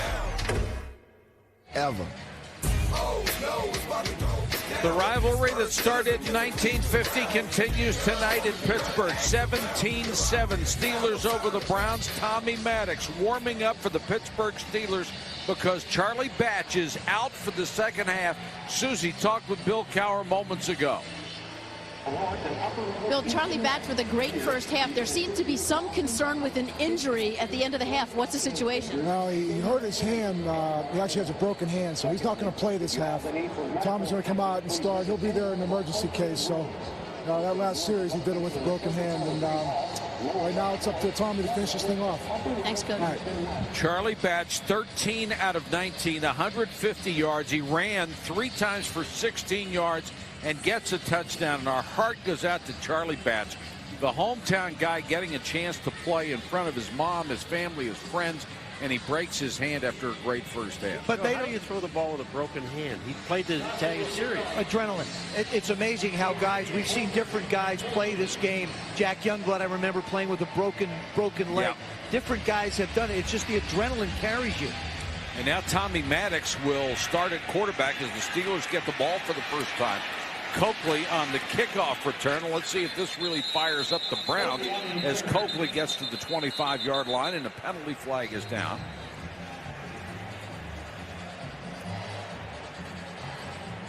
This will be offside against Cleveland. Because I don't think that there was a Pittsburgh guy up by that other 30. Offside on the kickoff, number 39. That's a 5-yard penalty. We'll re-kick. Michael Lehan, a backup defensive back and a special teamer, so they'll have to kick it again. Batch, the numbers on Charlie in the first half, as we told you, 13 out of 19. He performed very, very well. Bettis came off the bench, 8 carries, 33 yards, got another one of those 1-yard touchdown runs. And Hines Ward sets a team record for his career, 541 catches, passing John Stallworth.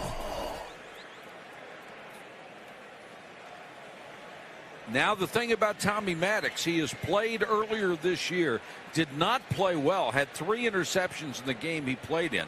11 of 28, hit only 39% for 154 yards and threw 3 picks. The career numbers on Maddox, 6 more interceptions than touchdowns. This got to be a little bit of a shock for him to come in right now because he's listed as the third-team quarterback behind Roethlisberger and Batch. And all at once, they say you're 1 play away from starting as the backup, 2 plays away as the third guy. He's in there. Randall L. is now 1 play away from playing. That's right. Coakley, this time from the 10. Room to run, and Coakley up near the 40-yard line. So Batch is out. Does this make the Steelers more protective? I mean, they're already the most dominant ground game, or the team that likes to run the most. Does this make them even more ground-oriented? I don't think so, because all their quarterbacks are very similar. Ben Roethlisberger's a big guy, throws from the pocket. Charlie Batch was that way. Tommy Maddox was the same way. The thing that Tommy Maddox has got to do is put that last pass against Jacksonville that was run back for an interception out of his mind and get himself settled down. Ken Whisenhunt does a nice job starting it out here with the run. Give him a chance to get into the game. Bruce Daly going to pick up about 6. Ben Taylor made the tackle. There's Charlie Batch coming back. Bill Cowher said he would be available in an emergency situation. The question you have with Charlie, you saw him trying to grip it. It's where or what bones are broken in your hand. There are different places where the pressure on holding on to the ball doesn't affect it as much, and it doesn't hurt as much. Maddox out in the flat. The quick hitch to Randall L., and Randall L. has a first down. So Maddox completes his first. Of course, Maddox just a tremendous story, as he was the first pick in the draft, or first pick for the Broncos in 1992.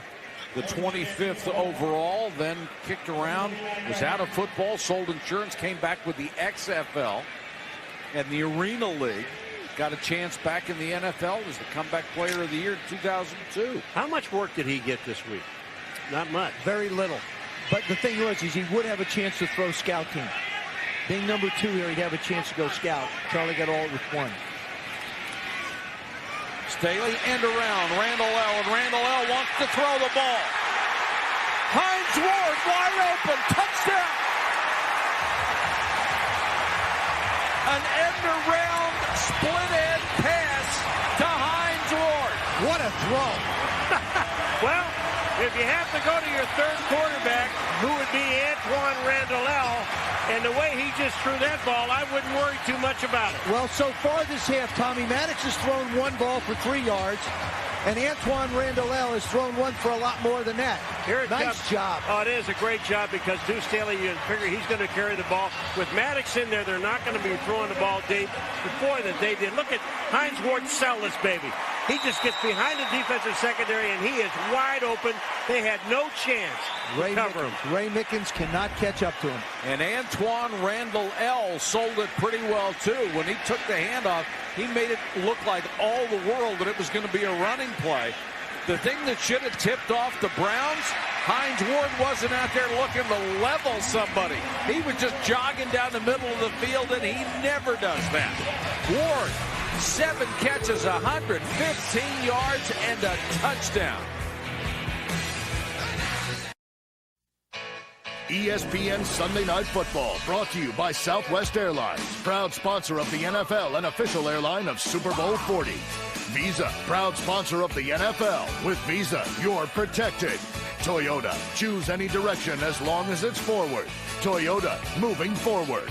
And Miller Lite, on your next beer run, grab some great tasting, less filling Miller Lite. Miller, good call. The acrobatic John Stallworth, who won 4 Super Bowl rings over 14 years with the Steelers, was elected to the Pro Football Hall of Fame in 2002. Tonight, he was passed in career number of catches by that young man, Hines Ward, as the Steelers have racked up 226 yards since the first quarter, when the Browns really did a great job of holding him down. Returned by Joshua Cribbs out across to 30, more pushing and shoving. And let's go to Susie. Well, Mike, what a night for Hines Ward. He now leads all the Steelers great in catches. What makes this even more satisfying for him is how he has proven all the naysayers wrong. They said he'd never make it in the NFL. They said he'd never be a starter. They said he'd never make it to the Pro Bowl. Well, now he is the all-time receptions leader in Steelers history. He always believed in himself. He is one of the best of all time. And Susie, what a night. If you're going to break somebody's record, you might as well do it like this. 7 catches, 115. I want to meet all these guys that said he couldn't do all these things. They won't speak to you now.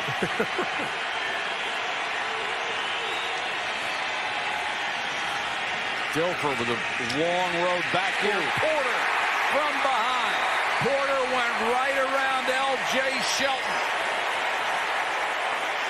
Boy, it's just so hard to help these tackles. Yeah, but you got to help him. When you got Joey Porter coming off the edge with his speed, look at Shelton. He puts his arm out, doesn't even slow him down. And Trent Dilfer, there's no way he could see the thing coming from his backside. The hit that he took at the end of the second quarter and this hit to open the third quarter, I'm shocked his teeth are still in place.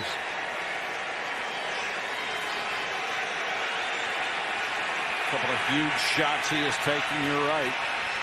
Dilfer, this one is behind his intended receiver, Antonio Bryant. Throws it on target, it's picked. Let's go to Chris Berman for a SportsCenter 30 at 30 update. Okay, Michael, the Indianapolis Colts are now 9-0 as they beat Houston 31-17. That's Peyton Manning and Marvin Harrison, over 10,000 yards between them. LeBron James is not yet 21, but he's the youngest to score 4,000 points in the NBA as his team, the Cavs, win in overtime against Orlando. SportsCenter after the game. Mike? Thanks, Boomer, at the 27-yard line. 3rd and very long for Dilfer. Pressure coming again. Screen to Reuben Drones. Runs past a couple of blockers, runs over a couple of tacklers, and has a first down at the 46. This guy just doesn't quit. That was 3rd down and 17 against a Steeler defense that prides itself on being tough. Nice job by Reuben Drones. The linemen get out front for him, and now he's just all by himself. Again, runs over Chris Hope, number 28, who comes up to square on him and just literally bounces off him. He's just looking for people to plant. Well, it's the 3rd time tonight that Reuben Drones has run over Hope. Drones again. Reuben straight up the middle. You know, he's gotten in trouble recently for a .8 alcohol reading as he and his wife were coming home. They got a phone call they thought was an emergency on Halloween night with their child at home from the babysitter. But that's not the kind of guy Ruben Drones is. When he went to Oregon after a tough upbringing, he came back to Los Angeles on a trip from Oregon. A homeless woman offered to clean the windshield of his car for $1. Instead, he took her to a store, bought her some food, and gave her the only clean clothing that he had, which was his Oregon Letterman jacket. He said, I remember what it's like to be hungry and not have any clothes, not have any warm clothes. That's the kind of guy he is, not the kind of guy who gets in trouble with DUI. Well, the DUI thing, he said, I embarrassed my teammates, my football team, and the Cleveland Browns. And he said, this is not who I am. And he said, you know, if it wasn't for football, which he loved so dearly, he said he didn't have any idea where he'd be. He might be selling surfboards in California. Guy is always smiling, always looking on the right side of things. Draw play. Nowhere to go, and he makes the most out of it. Looks like he has another first down. And this is a very critical drive for the Cleveland Browns. They're down 24-7. They've got to put something together to slow the momentum of the Pittsburgh Steelers down. When the Steelers had them at 3rd and 17, I promise you, they felt like they could put the nail in it, and they haven't been able. This is a credit to Romeo Crennel and his staff, that this Browns football team will not quit. I thought it was a lot of fun talking to him the other night because the way Bill Belichick does his staff is the same way that Bill Parcells has always done his staff. You're not supposed to talk to assistants. If you talk to them, you got to sneak and find them. I'd never had the chance to talk to Romeo Crennel before. It was great. And having coached both under Bill Parcells and Bill Belichick, he has been very inaccessible for all those years, and it was really nice to sit down. He's a very bright, a very driven individual, and he's got those 5 Super Bowl rings that he showed the Cleveland Browns just to let the guys know that it is real, that the reality is that you can win a championship. And you can tell when the players like a coach, they really like this guy. First down for the Browns, trying to get back in this ball game. Dilfer had that one tipped at the line of scrimmage and nearly intercepted. Polamalu couldn't hold on to it. Romeo Crennel talked to us the other night about the challenge of changing the Browns' losing environment. What you have to do is you have to continually indoctrinate the guys about what it takes to win, about doing things the right way, about giving that extra effort, how you play the game, about playing with enthusiasm, about playing to win and not to make mistakes.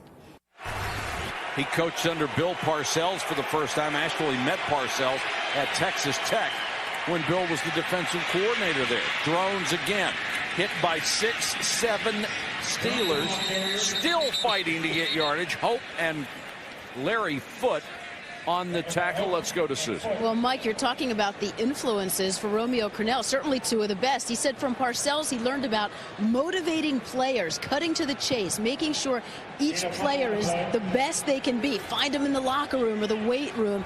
Find out what buttons to push. And he said from Bill Belichick, the strategy, all sides of the ball being flexible because the game plan can change in an instant. Certainly learned from 2 of the best with those guys.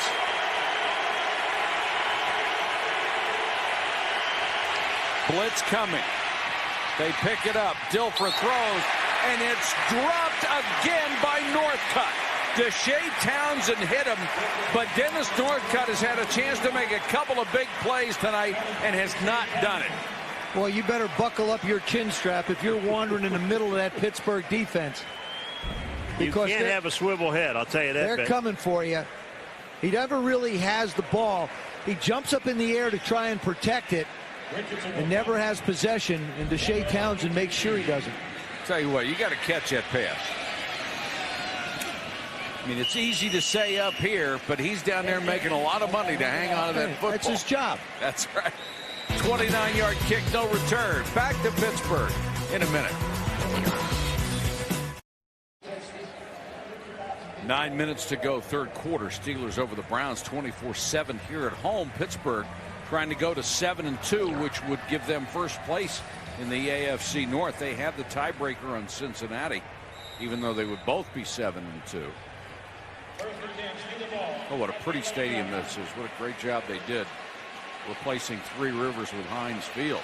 The Loonies know only how to do things one way, and that's with class. Yep. Deuce picks up 3. You know, if I'm the Cleveland Browns, I've got to know at this point, you've lost Charlie Batch. Tommy Maddox has been in there. Obviously, he was replaced. I would load the line and make Tommy Maddox throw the football, but don't let him pick up 3-4 yards running the football. Just challenge him to make him throw.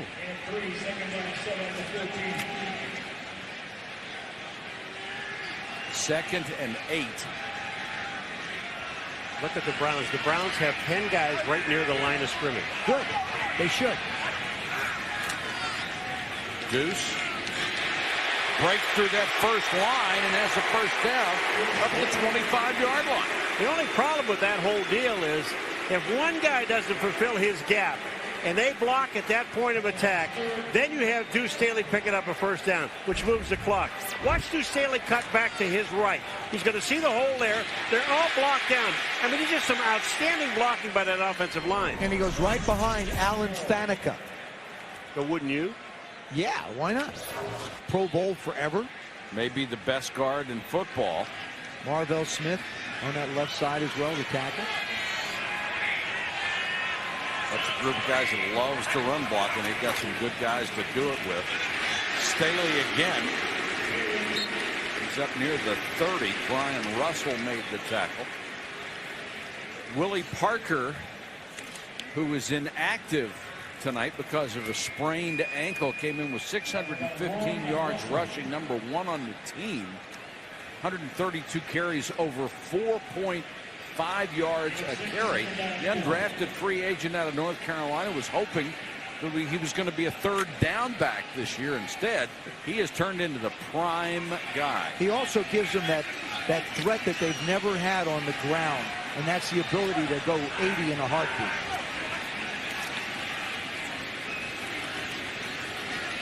Staley dancing in the hole, picks up maybe 1.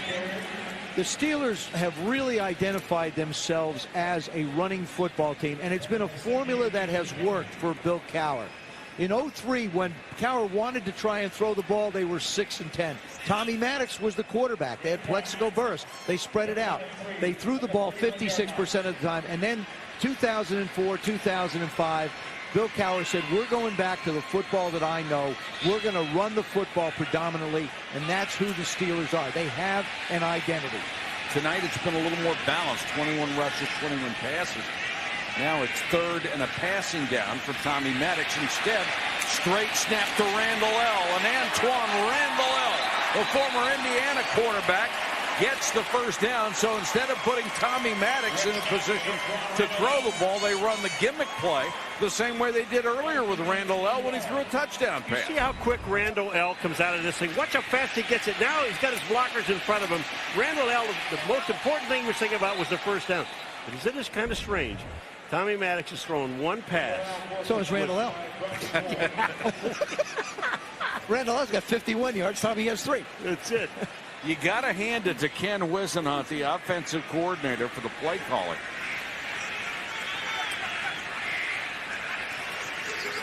Staley on the delay.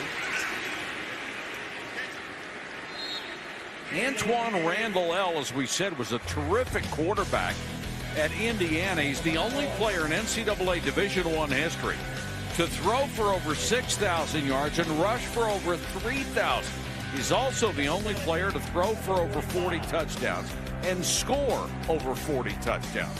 And they tried to make him a wide receiver at the start of his senior year, but they didn't have anybody else to play quarterback, so they moved him back. And he had some big shoes to fill here. He had to fill in for Plexico Burress, who wound up with the Giants, and Randall L. became the starter. Staley, huge hole up the middle, barrels across midfield down to the 44, first down.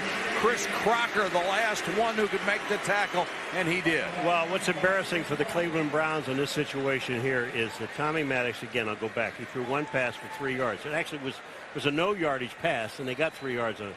And the Cleveland Browns know that the Pittsburgh Steelers are going to line up now and run at you. They've got them pretty much beaten as well as anything, 24-7. And you can't stop them when you know you're going to run. You're beating them on the scoreboard, but you're also beating them at your will at the line of scrimmage. Those 5 guys up front. 6 counting Heath Miller, the tight end. Yeah, this is the hard part where they line up and say, here we come, boys. The Steelers haven't really been picky where they want to run the football. You look at it, 14 times right up the middle for 51 yards. Now, not a lot of big plays. We said Willie Parker's not in there. He's their big play guy. But Deuce Staley and Jerome Bettis up the middle and over the left side. Marvell Smith at 320, Alan Faneca at 307, left tackle and left guard. Well, the big guy's back in, Jerome Bettis. Deuce did his job, one carry after another. He's picked up 51 yards. Well, they gave him 15 carries last week, and Coach Cowher thought that was sort of the top. He may get a few more in this one. Maddox goes back to throw. Down the middle, and it's intercepted. Picked off by Brian Russell. Boy, and the crowd is going to be really unhappy with this. The pass was badly underthrown. There is a flag down back near midfield, and they are going to let Tommy Maddox have it.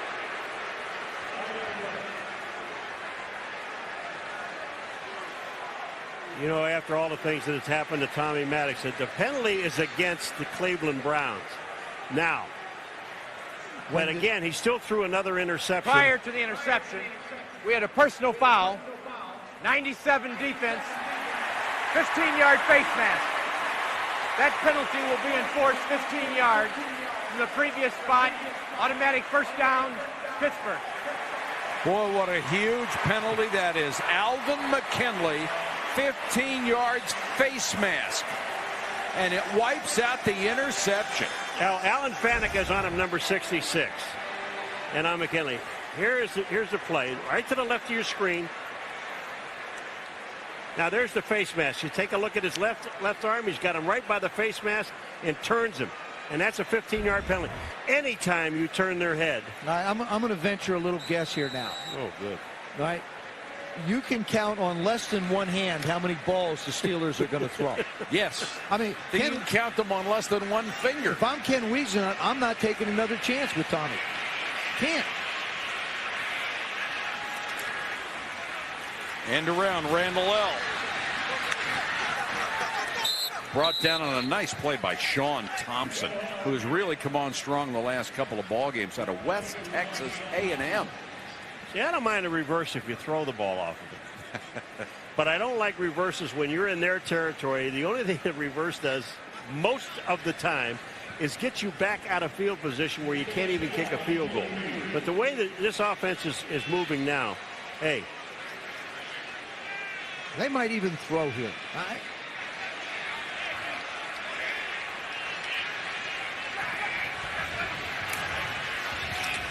Bettis. Hello. Yikes. He was just smoked. Ethan Kelly, who was the backup nose tackle, he made the right guess. He's saying they're not going to throw. This is going to be a draw play. Well, this comes over Jeff Harding, the center, number 64. Now, I don't know exactly who, because I don't know the play, who's supposed to make this block. But he comes right over the center. You don't see him now. You do now. He just comes up. Nobody touches him. Oh, boy, Kelly, I mean, Jerome is lucky to hold on to the football. You talk about taking a shot. Lucky to hold on to his head. 3rd and 17. Oh, boy. Maddox to the shotgun. Screen. Boy, and that says we don't have a lot of confidence in the way Tommy Maddox is throwing the ball, and I don't think he does either right now. I tell you, it takes a lot of guts for him to be out there. I mean, know he's a quarterback and he has a position, but I'll tell you. Well, what do you mean? It takes. Well, explain that. Well, after what the fans did to his home and his family, after he threw the interception, the garbage on his lawn, and all his other things that happened to this guy. I mean, it takes a lot of heart to do what he's doing. It is awful. I agree, but it's your job to go out there and quarterback a football team. I mean, he's doing what he's supposed to do. He's just made some terrible decisions in the 2 games he's played throwing the football. Steelers, instead of going for a 52-yard field goal, which would be the longest in the history of this facility, Matt Stover holds the record of 49 yards. They're going to take the penalty and back it up 5 yards and punt it. I don't know. If I was Tommy Maddox, I wouldn't be walking off the field smiling. I mean, it's just against Jacksonville, he throws an interception, run back for a touchdown. Here, you've got the team moving. You throw another interception. Just not a good job of taking care of the football. Dennis Northcutt will wait for Gardaki's punt. Gardaki really good at hanging him inside the 10 and does it again.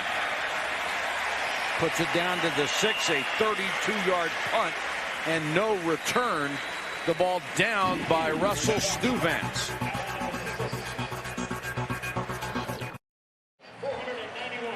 Hope you'll join us for a full night of football next Sunday on ESPN, all starting at 7:30 with NFL primetime. Then on Sunday Night Football, it's Tony Gonzalez and the Chiefs going to Houston to take on David Carr and the Texans. That starts at 8:30 Eastern on ESPN. Join us next Sunday night. We go someplace warm. Houston. That drive by Pittsburgh only went 50 yards, but took 8:09 off the clock. And right now, that is a bigger thing than getting any points out of it. Dilfer down the middle. This was drilled to Antonio Bryant. Oh, Bryant goes down, lost the ball. Steelers have it, no signal yet, knocked away by Chris Hope. And the Steeler receivers have really hurt Trent Dilfer. What the Pittsburgh Steelers are proving to the Cleveland Browns is that they're tougher than they are. The defensive backs are proving to the wide receivers of the Cleveland Browns that they will hit you, they will hurt you, they will dominate you, and they will embarrass you.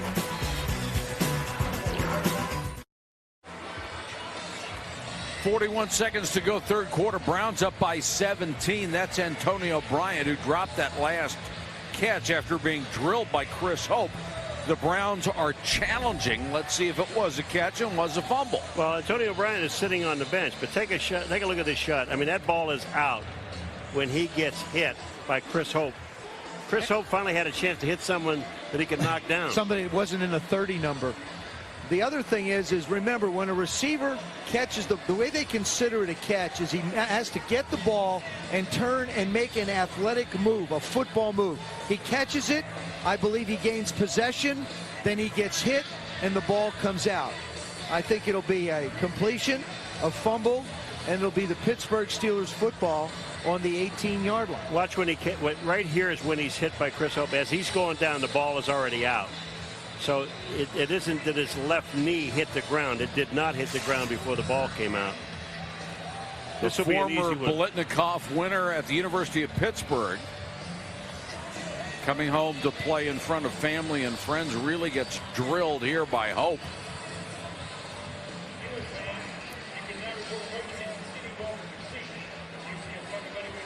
There has been no lack of big hits tonight. Antonio Bryant was a starter with the Dallas Cowboys until he ran into a situation there with Bill Parcells. Basically gave him his jersey and forcefully and wound up getting out of town and here in Cleveland. And you know, it's a football team that Romeo Crennel will analyze this year and decide what he wants to do. Of course, Trent Dilfer in his 12th year is another guy that I think will have to be evaluated as this team grows, because Charlie Fry is waiting. The young quarterback out of Akron.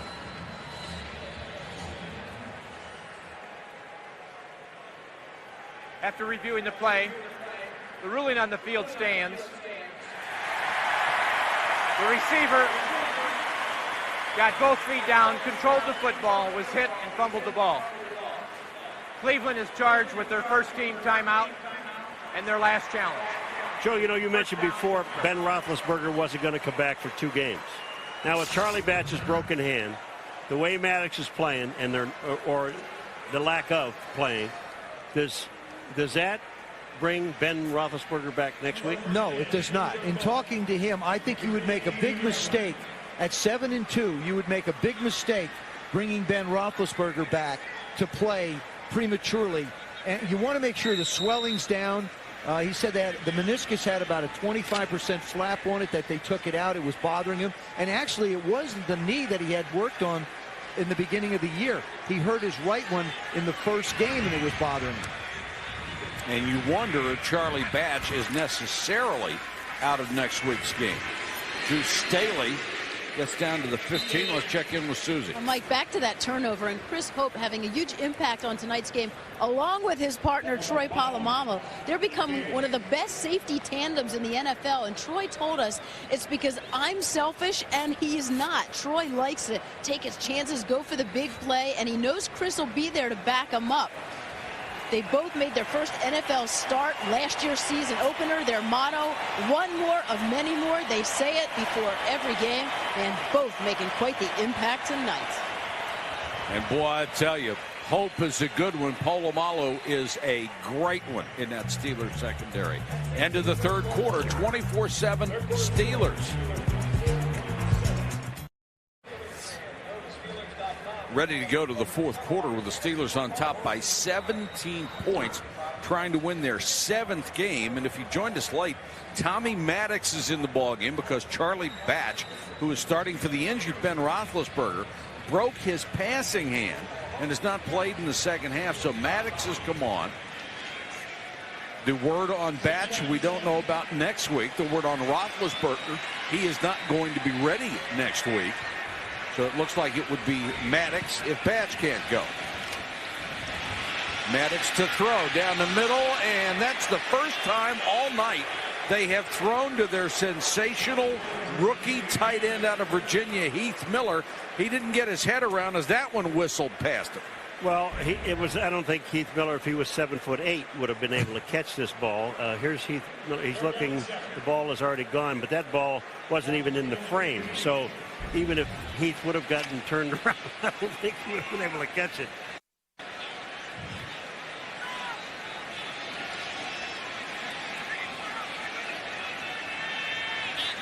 Maddox has not been very sharp when he has thrown the ball. Ken Wisenhunt, the offensive coordinator, is not afraid to put him back there and let him throw, which I think is a lot of credit to him.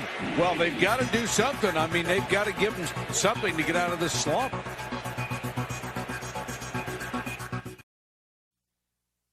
And Hines Ward has set the record for the Pittsburgh Steelers, passing John Stallworth, #1 all-time in Steeler history.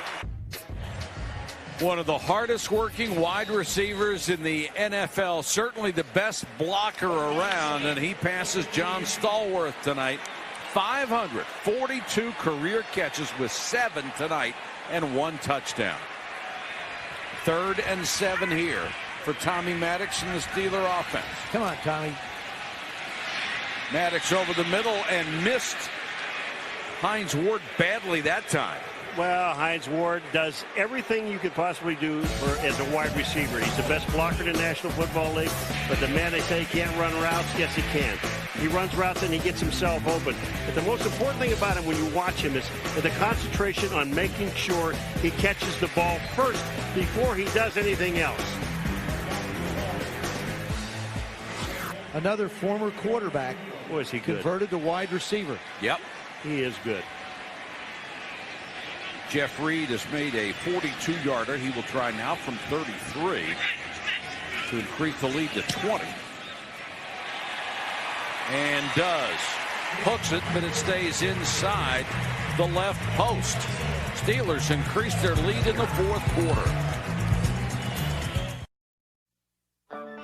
ESPN Sunday Night Football, brought to you by Chamberlain Garage Access Systems. Your welcome home.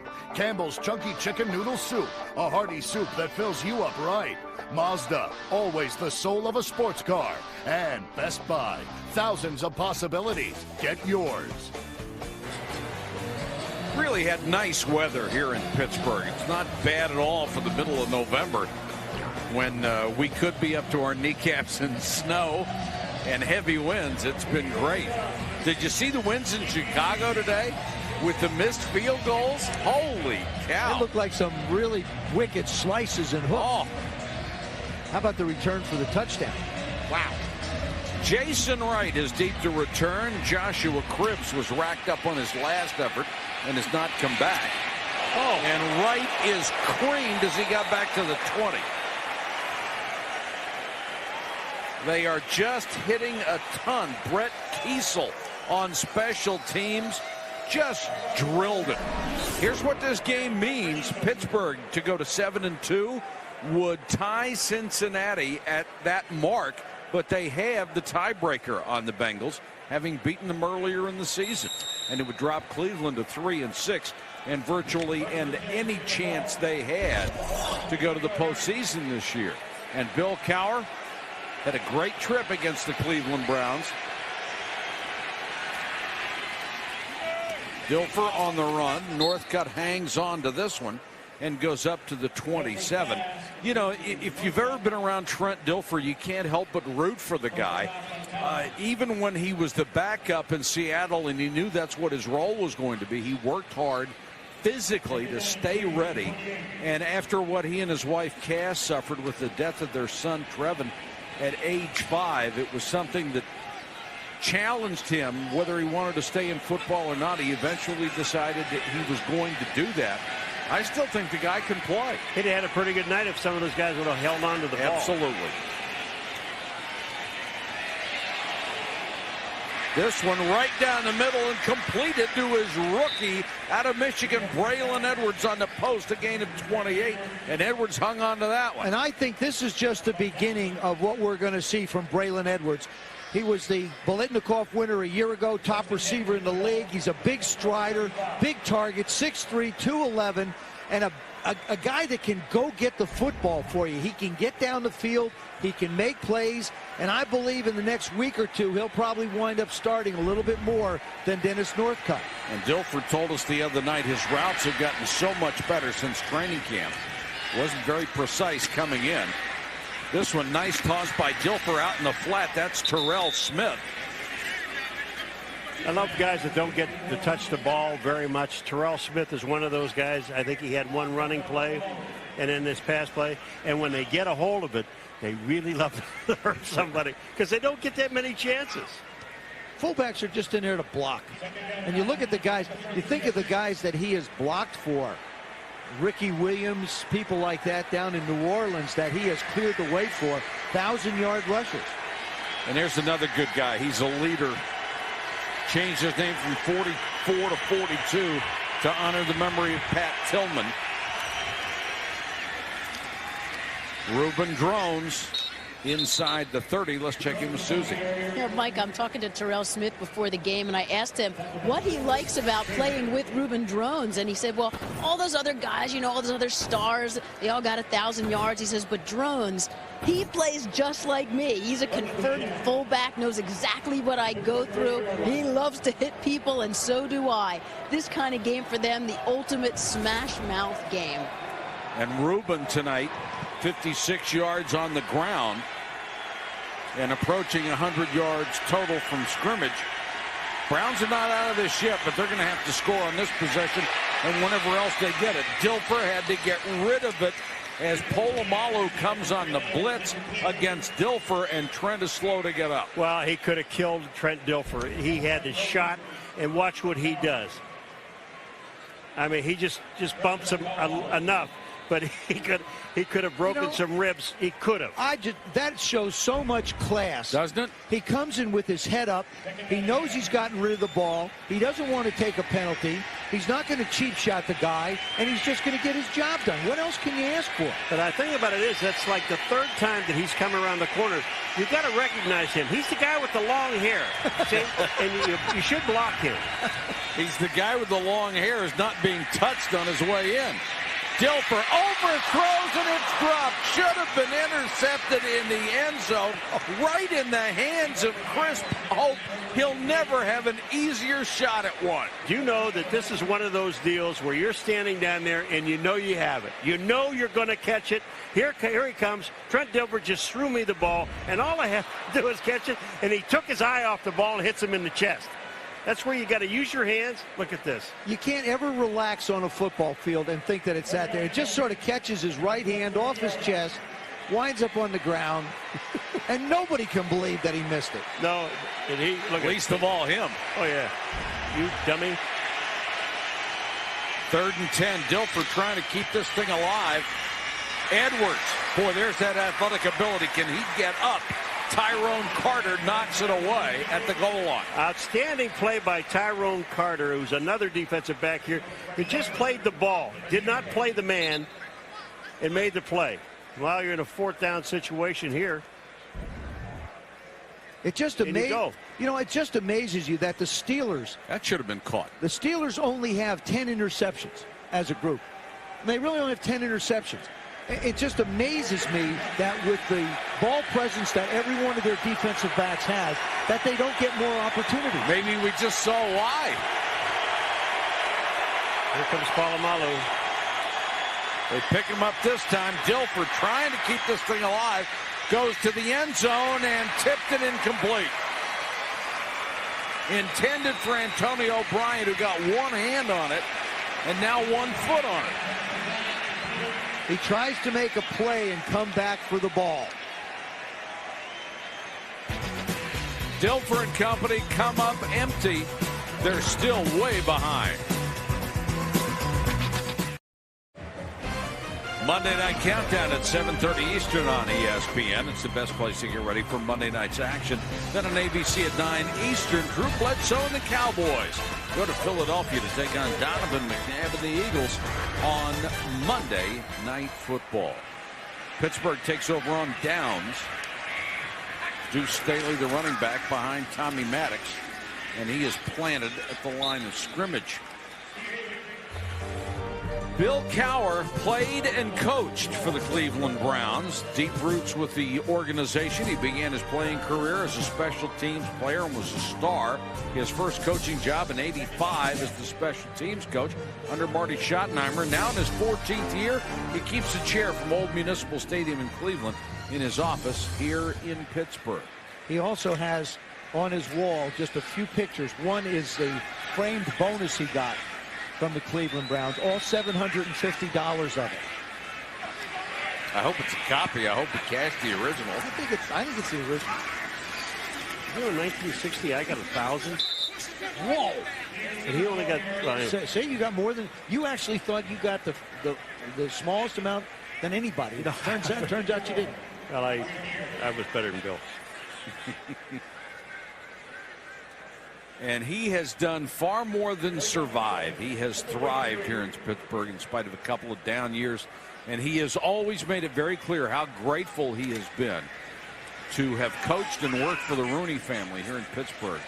It's just a quality, classy organization. Well, you look at those rushing yards, 135 yards, the most over that period of time.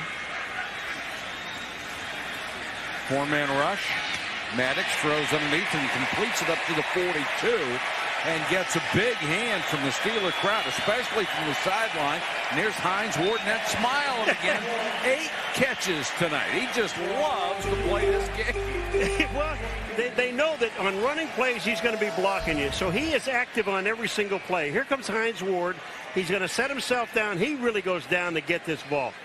And these are good calls because, remember, even though the score looks like it's out of hand at 27-7, you have to get Tommy Maddox ready for the Baltimore Ravens next week in Baltimore.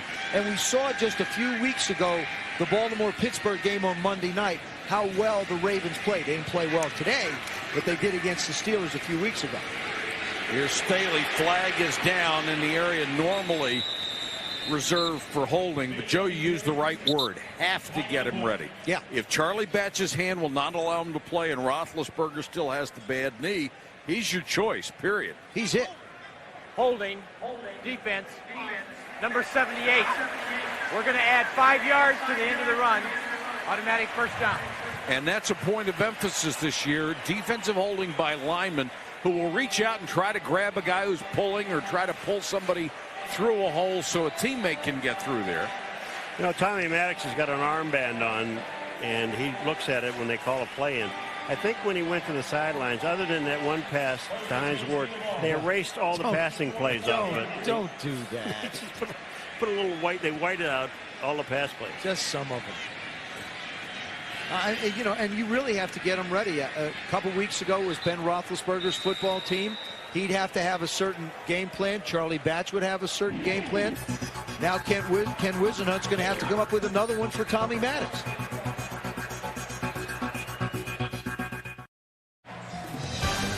Monday night, ESPN2's coverage of college basketball and the NIT season tip-off will come your way. Boston University against J.J. Redick and #1 ranked Duke. NIT season tip-off on Monday night on ESPN2 at 7:30 Eastern. Hope you'll join us for that. Michael, Duke good again this year? Oh, really good. Oh.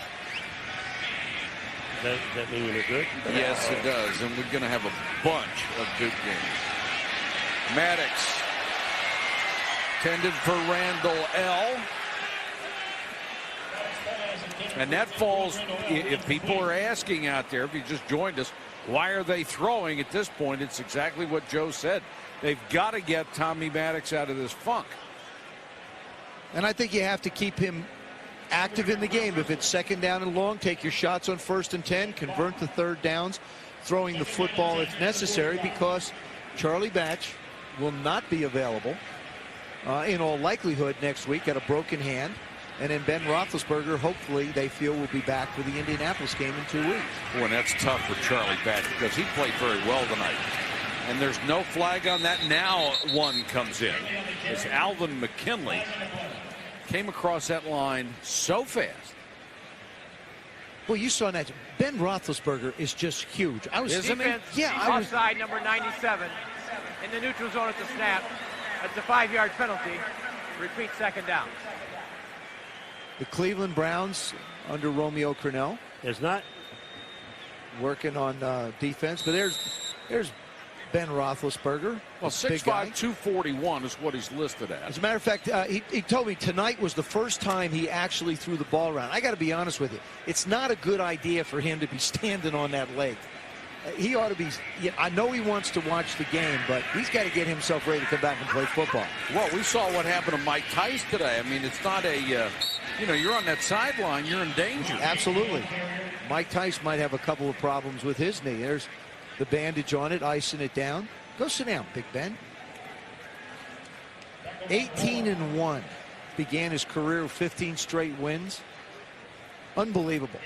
Has only thrown 130 passes this year. But don't you just love the way that Bill Cowher and this coaching staff brought him along?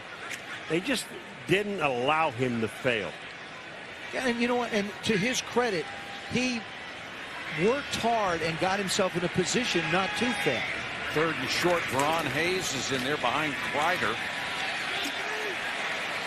And Veron Hayes will have the first down at the 31-yard line. And the Steelers just salting this one away as they work the clock down towards the 7.5-minute mark. You know, talking to Romeo Crennel, which we did yesterday for the first time for almost all of us. Joe, you only met him once. He and I visited briefly before that. In a hallway somewhere. But there is a guy that is not a happy camper. It upsets him when people make mental errors. And when people don't tackle the way they're supposed to tackle. But there's also part of him that's realistic. He knew coming in here in his first year, you can only make so many changes in the era of the salary cap. As Haynes crosses the 30. And he made them all. He made as many as he could. He went out and got Trent Dilfer. He went out and got Reuben Drones, and they have been very, very good for him offensively. Joe Andruzzi, the guard, went and got some linemen, brought in some veterans. Now a guy like Braylon Edwards is going to have to step up for him. Obviously, Charlie Fry was a quarterback they drafted in the 3rd round. You wonder if that will be the opportunity to be able to go ahead and see what happens with Trent Dilfer. In his first meeting with his team, he showed him the 5 Super Bowl rings in June. And we asked him basically why he did it. And he said he wanted give these guys, first of all, some of these guys have never been to the playoffs, heck, even seen a Super Bowl ring. Wanted to let them know that it can be something that can be attained. It's not one of those mystical things out there that you can't get to. Besides, every once in a while, who wouldn't want to wear 5 Super Bowl rings at once? I'll just stick with the one. Bling, bling. Hey, I'm happy to wear one. I'd wear them all the time. I really would. There he is, the defensive coordinator of the New England Patriots. What a beloved group. Charlie Weiss, their offensive coordinator. Romeo Crennel, the defensive coordinator. Bill Belichick. I remember at the end of this Super Bowl, Super Bowl 39, those 3 men hugging on the sidelines, and it would be the last time that they would be together. That was a very special moment for all of us. That guy right there, Romeo Crennel, is going to turn this team around. I mean, really make the big turn for this team. Maddox, short set, goes out in the flat. And that's complete to Matt Kranchik, who was just signed as a tight end. So Kranchik has more catches than Heath Miller. Yes, he does. Put on the active roster yesterday, and Heath Miller is their Rookie of the Year candidate. And a solid tackle by Ray Mickens. The little corner picks up the big tight end. Yeah. Well, that was just to save his own life. He had to make that tackle. 4th and 1. The Steelers come out to go for it.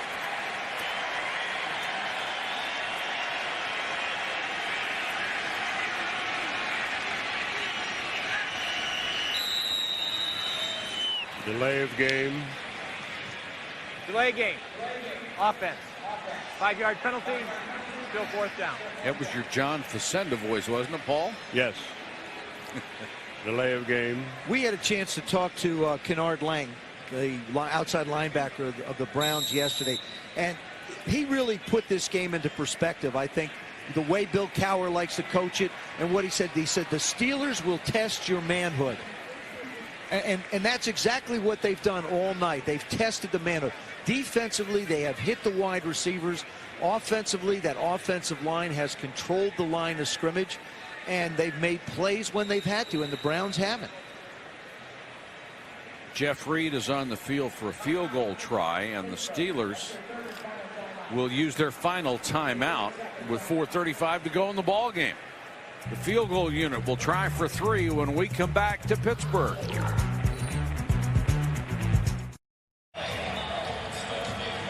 Pittsburgh Steelers on their way back into first place in the AFC North. They will be 7-2 when this one is over. They also have a date with the Indianapolis Colts in 2 weeks, and shortly after that, the Cincinnati Bengals, the team that they are just a half game ahead of. The reason why they're ahead is because they've already beaten the Bengals. And they may be the only team with a legitimate shot to stop the Indianapolis Colts. Well, the Colts still get the San Diego Chargers. I think they have to go to Seattle. The road isn't that easy for the Colts to just go undefeated, but I think they have a real legitimate shot at it. Jeff Reed has hit from 33 and 42. This will be his longest drive. 44. Blocked.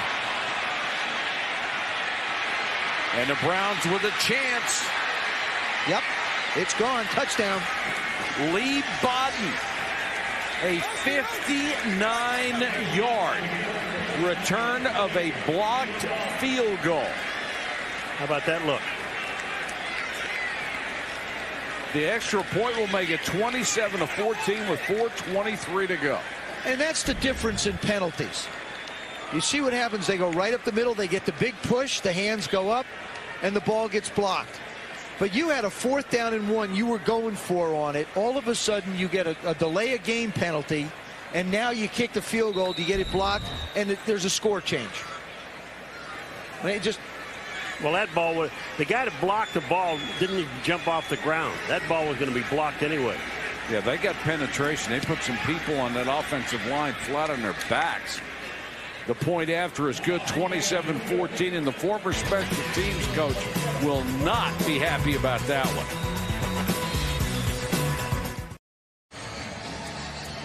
.423 to go.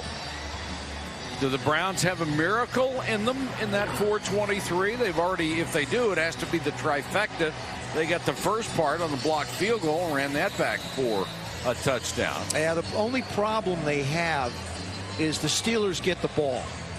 That's a which problem. creates a problem. Is your tie a little too tight? Often. Cutting off your breathing? Just the oxygen flow to my brain. Now it's an onside kick. Oh, yes. Right? You go. Now things get a little interesting now. Well, you don't have to try an onside kick. Here, you have your timeouts. I think the Yeah, but Steelers. we like to see it, I think though. the Steelers are expecting an onside kick. We like to see they got their hands team out there. They have 10 guys. They have 10 guys milling lined up front. This is definitely their onside kick team. Got Heath Miller. Well, you have to play for it. Hines Ward. Yep. Here they come.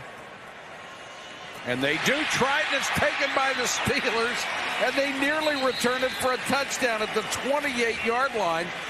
Picked up by Cedric Wilson, and if Wilson doesn't slip, he's got a shot. Oh, he's mad at himself. He gets a chance to go one-on-one. Takes it on the hop. He's through the first wave. Now it's one-on-one. That's the problem when you have an onside kick and you put everybody off to the right and kick the ball back to the left. There are only 2 people over there. And that was Poole, their second-round draft choice out of Oklahoma. All he had to do was make a miss, and he was gone. So the Steelers with great field position at the 29. They'll work on the clock.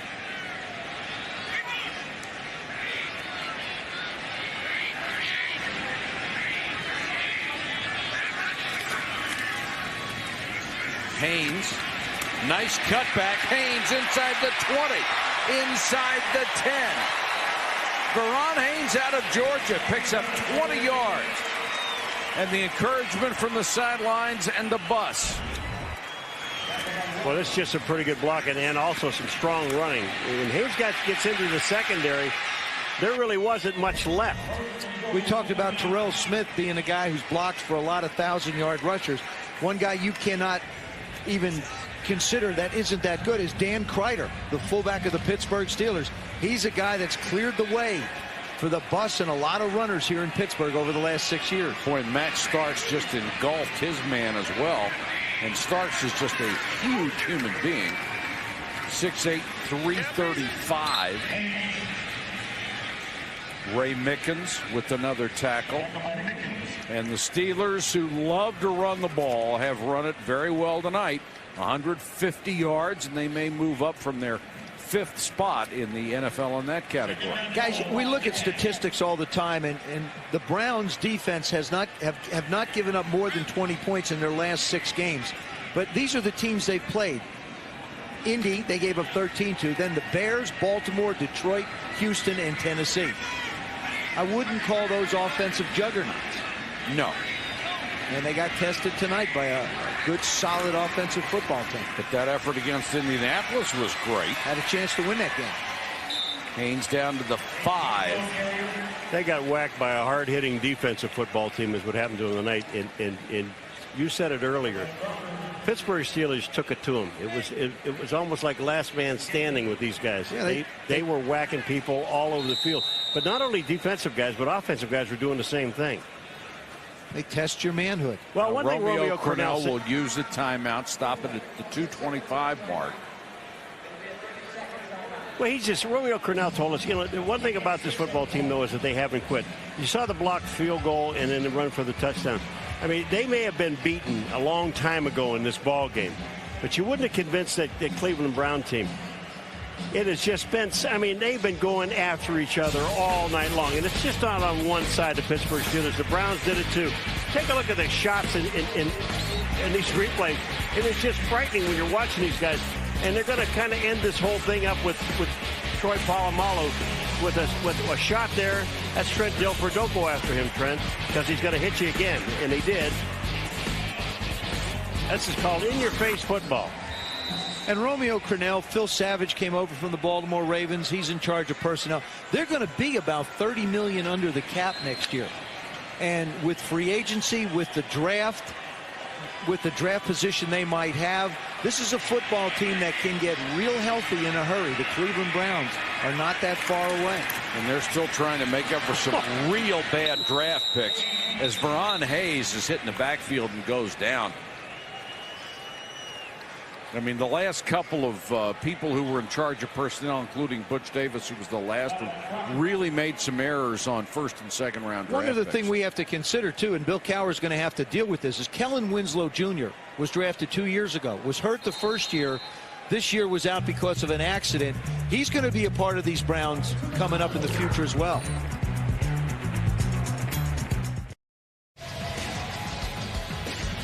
Carl Ravish, John Anderson standing by for Sports Center. Sunday's NFL record setters are All Access Pass with Bob Knight and Boomer's Plays of the Week when we are done here in Pittsburgh. Boy, John and Carl, they're studying. They are studying those notes. The Browns with that blocked field goal for a touchdown. The first time that's happened for the franchise since 1972. These fourth down, boys. The Steeler fans don't leave. It's fourth down and 10 yards to go, and they're going for it. It's a little surprising. Well, they want to get the clock started. Haynes they want to get slips a tackle and gets a touchdown. Are you kidding? That didn't happen, did it? Oh, yes, it did. Apparently it did. Should have been stopped in the backfield for no gain. Orlando Ruff just missed it. I believe it's Orlando Ruff here on the outside. He misses it. And I mean, it's just... There's no corner support. That really was. It was just too easy. He turns the corner, and there's nobody home. So then now, next week, they won't even try field goal. No need to.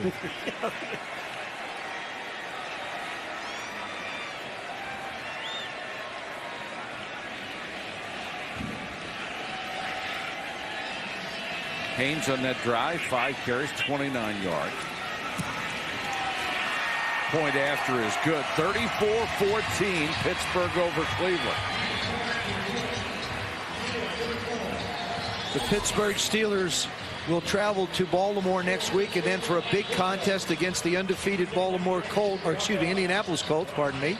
And then they get the Bengals, which will be, I'm sure, a game which will be a first-place game. And then the last month of the season, Bears, Vikings, Browns, Lions. When you look at the record, the Bears will have to come here. Of course, Chicago was windy as all get out today, playing really good on defense, have a rookie quarterback. They're leading their division, the Bears. So you have to think that the Steelers will have an opportunity to get prepared and ready for the postseason.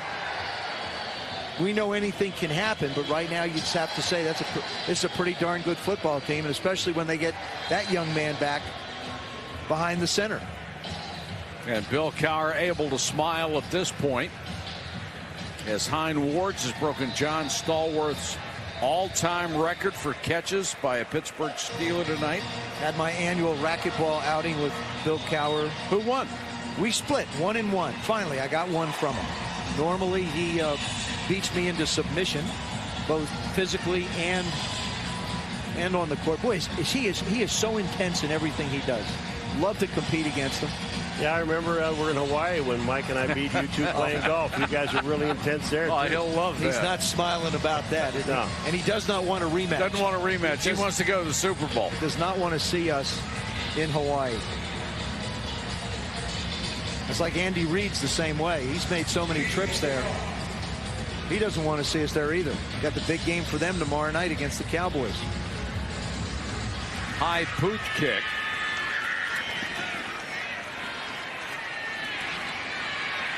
And taken by Terrell Smith. The flag is down, and so another flag is also down at the end of this play. Let's check in with Susie. Well, Mike, on a night where the Steelers have quarterback questions, there is a huge bright spot.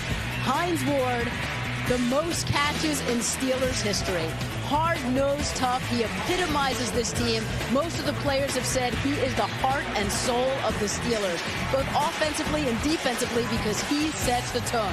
Everyone knows how tough he is. The best blocking wide receiver in football, and now one of the Steelers' all-time greats.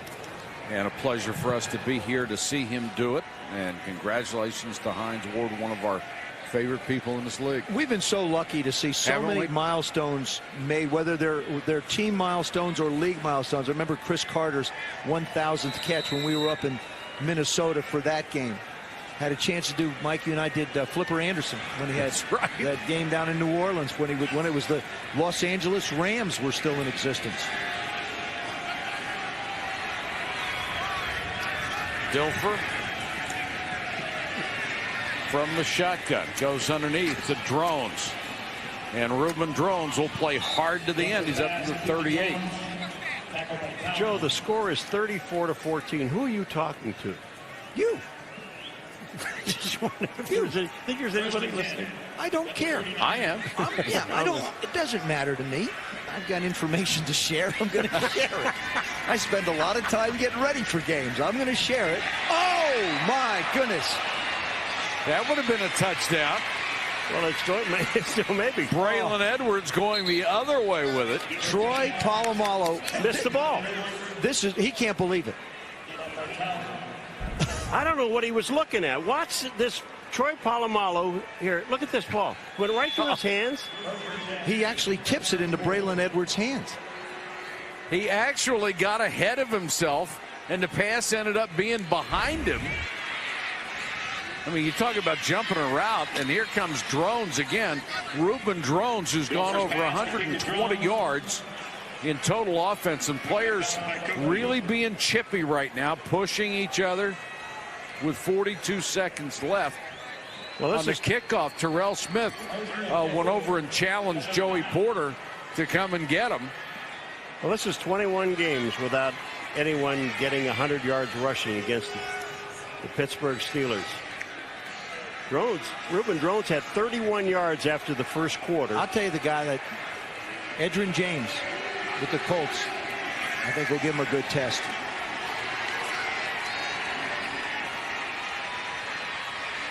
Dilfer just throws this one away. Oh, great souvenir. That's why people stay. You asked the question, why are there people in the stands, Paul? For souvenirs. This guy's got the ball. Has he got it underneath the sweatshirt? Like, well, they can't see that. He's the only pregnant guy in the building. Because you're supposed to give them back. Why? No, you don't have to give them back. If they're kick them into a net, but if you throw it into the stands, I mean, guys give them to people all the time. That way, Trent just gave it to him from farther away. Dilfer throws this one too high. He's going to have a couple more shots at it.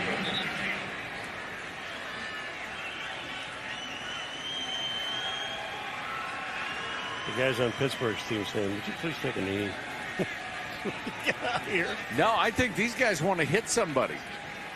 Well, if they take a knee, you're not supposed to hit them. Troy Polamalu wants another shot at an interception.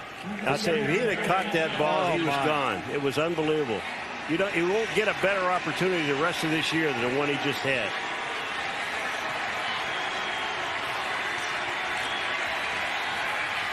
Blitz coming. Dilfer with the fade and overthrows Braylon Edwards. It will be 4th down. This is the second time, if they don't succeed here on 4th and goal, that they have been down in this situation and come away with nothing.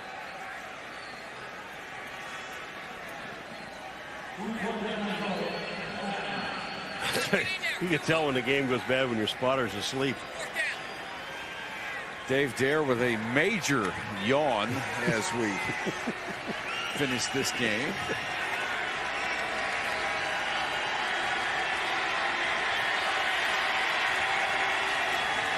Dilfer on 4th and goal, drills this one, and it's caught by Antonio Bryant for a touchdown. Then he takes an extra shot from Chris Hope. Should have been a flag on that one. They're going to call pass interference. Defensive pass interference, number 24. Penalty is declined. Touchdown. They could have easily called Chris Hope after the play as well. The Browns fought their way down. Again, with Romeo Crennel told us that, this team they just don't quit. That's a nice catch. He does a nice job. Doesn't keep on running. Takes a position inside the defender and then moves towards the ball. Perfectly thrown pass. Dawson for the point after. 34-21. You always look at a ball game and you say to yourself, you know, what could have been, should have been, might have been, and that's the way the night went for the Cleveland Browns. Just a bunch of miscues.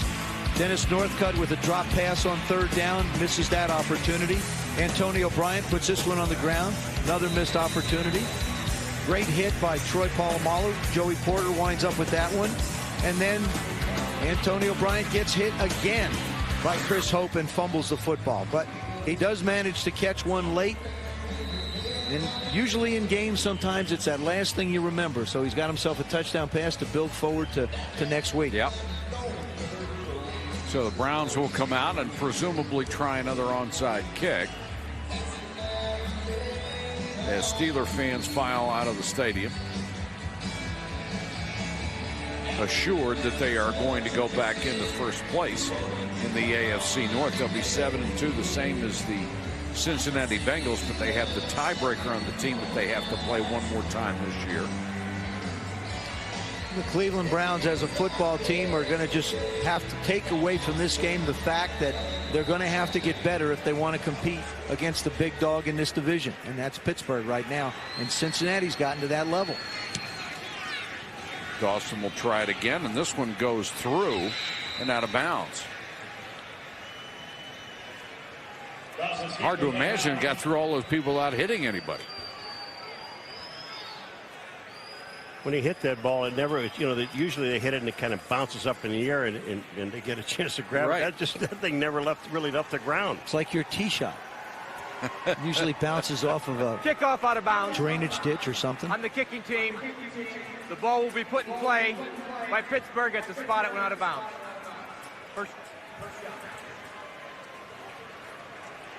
Well, the officials did a great job tonight. In a game with this much intensity and a rivalry that's been this way for such a long time, you're right. You know, they really kept control of this ball game. This thing, because they were doing some whacking a little bit afterwards, but you know they knew that this rivalry was so strong, and the intensity of this game was going to be strong. They kind of let them play. A lot of whacking, a lot of whooping. Nice to see Bill Cowher smiling during a ball game. He has been a tremendous coach for a long, long time with this club. He's done great things. Maybe this is the year that they go all the way. Pittsburgh 34-21 over the Cleveland Browns. They win it tonight in a big game in this great rivalry. Stay tuned for SportsCenter. For Joe Theismann, Paul McGuire, Susie Colbert, our entire ESPN crew, this is Mike Patrick. Good night from Pittsburgh. This has been a presentation of ESPN, the worldwide leader in sports.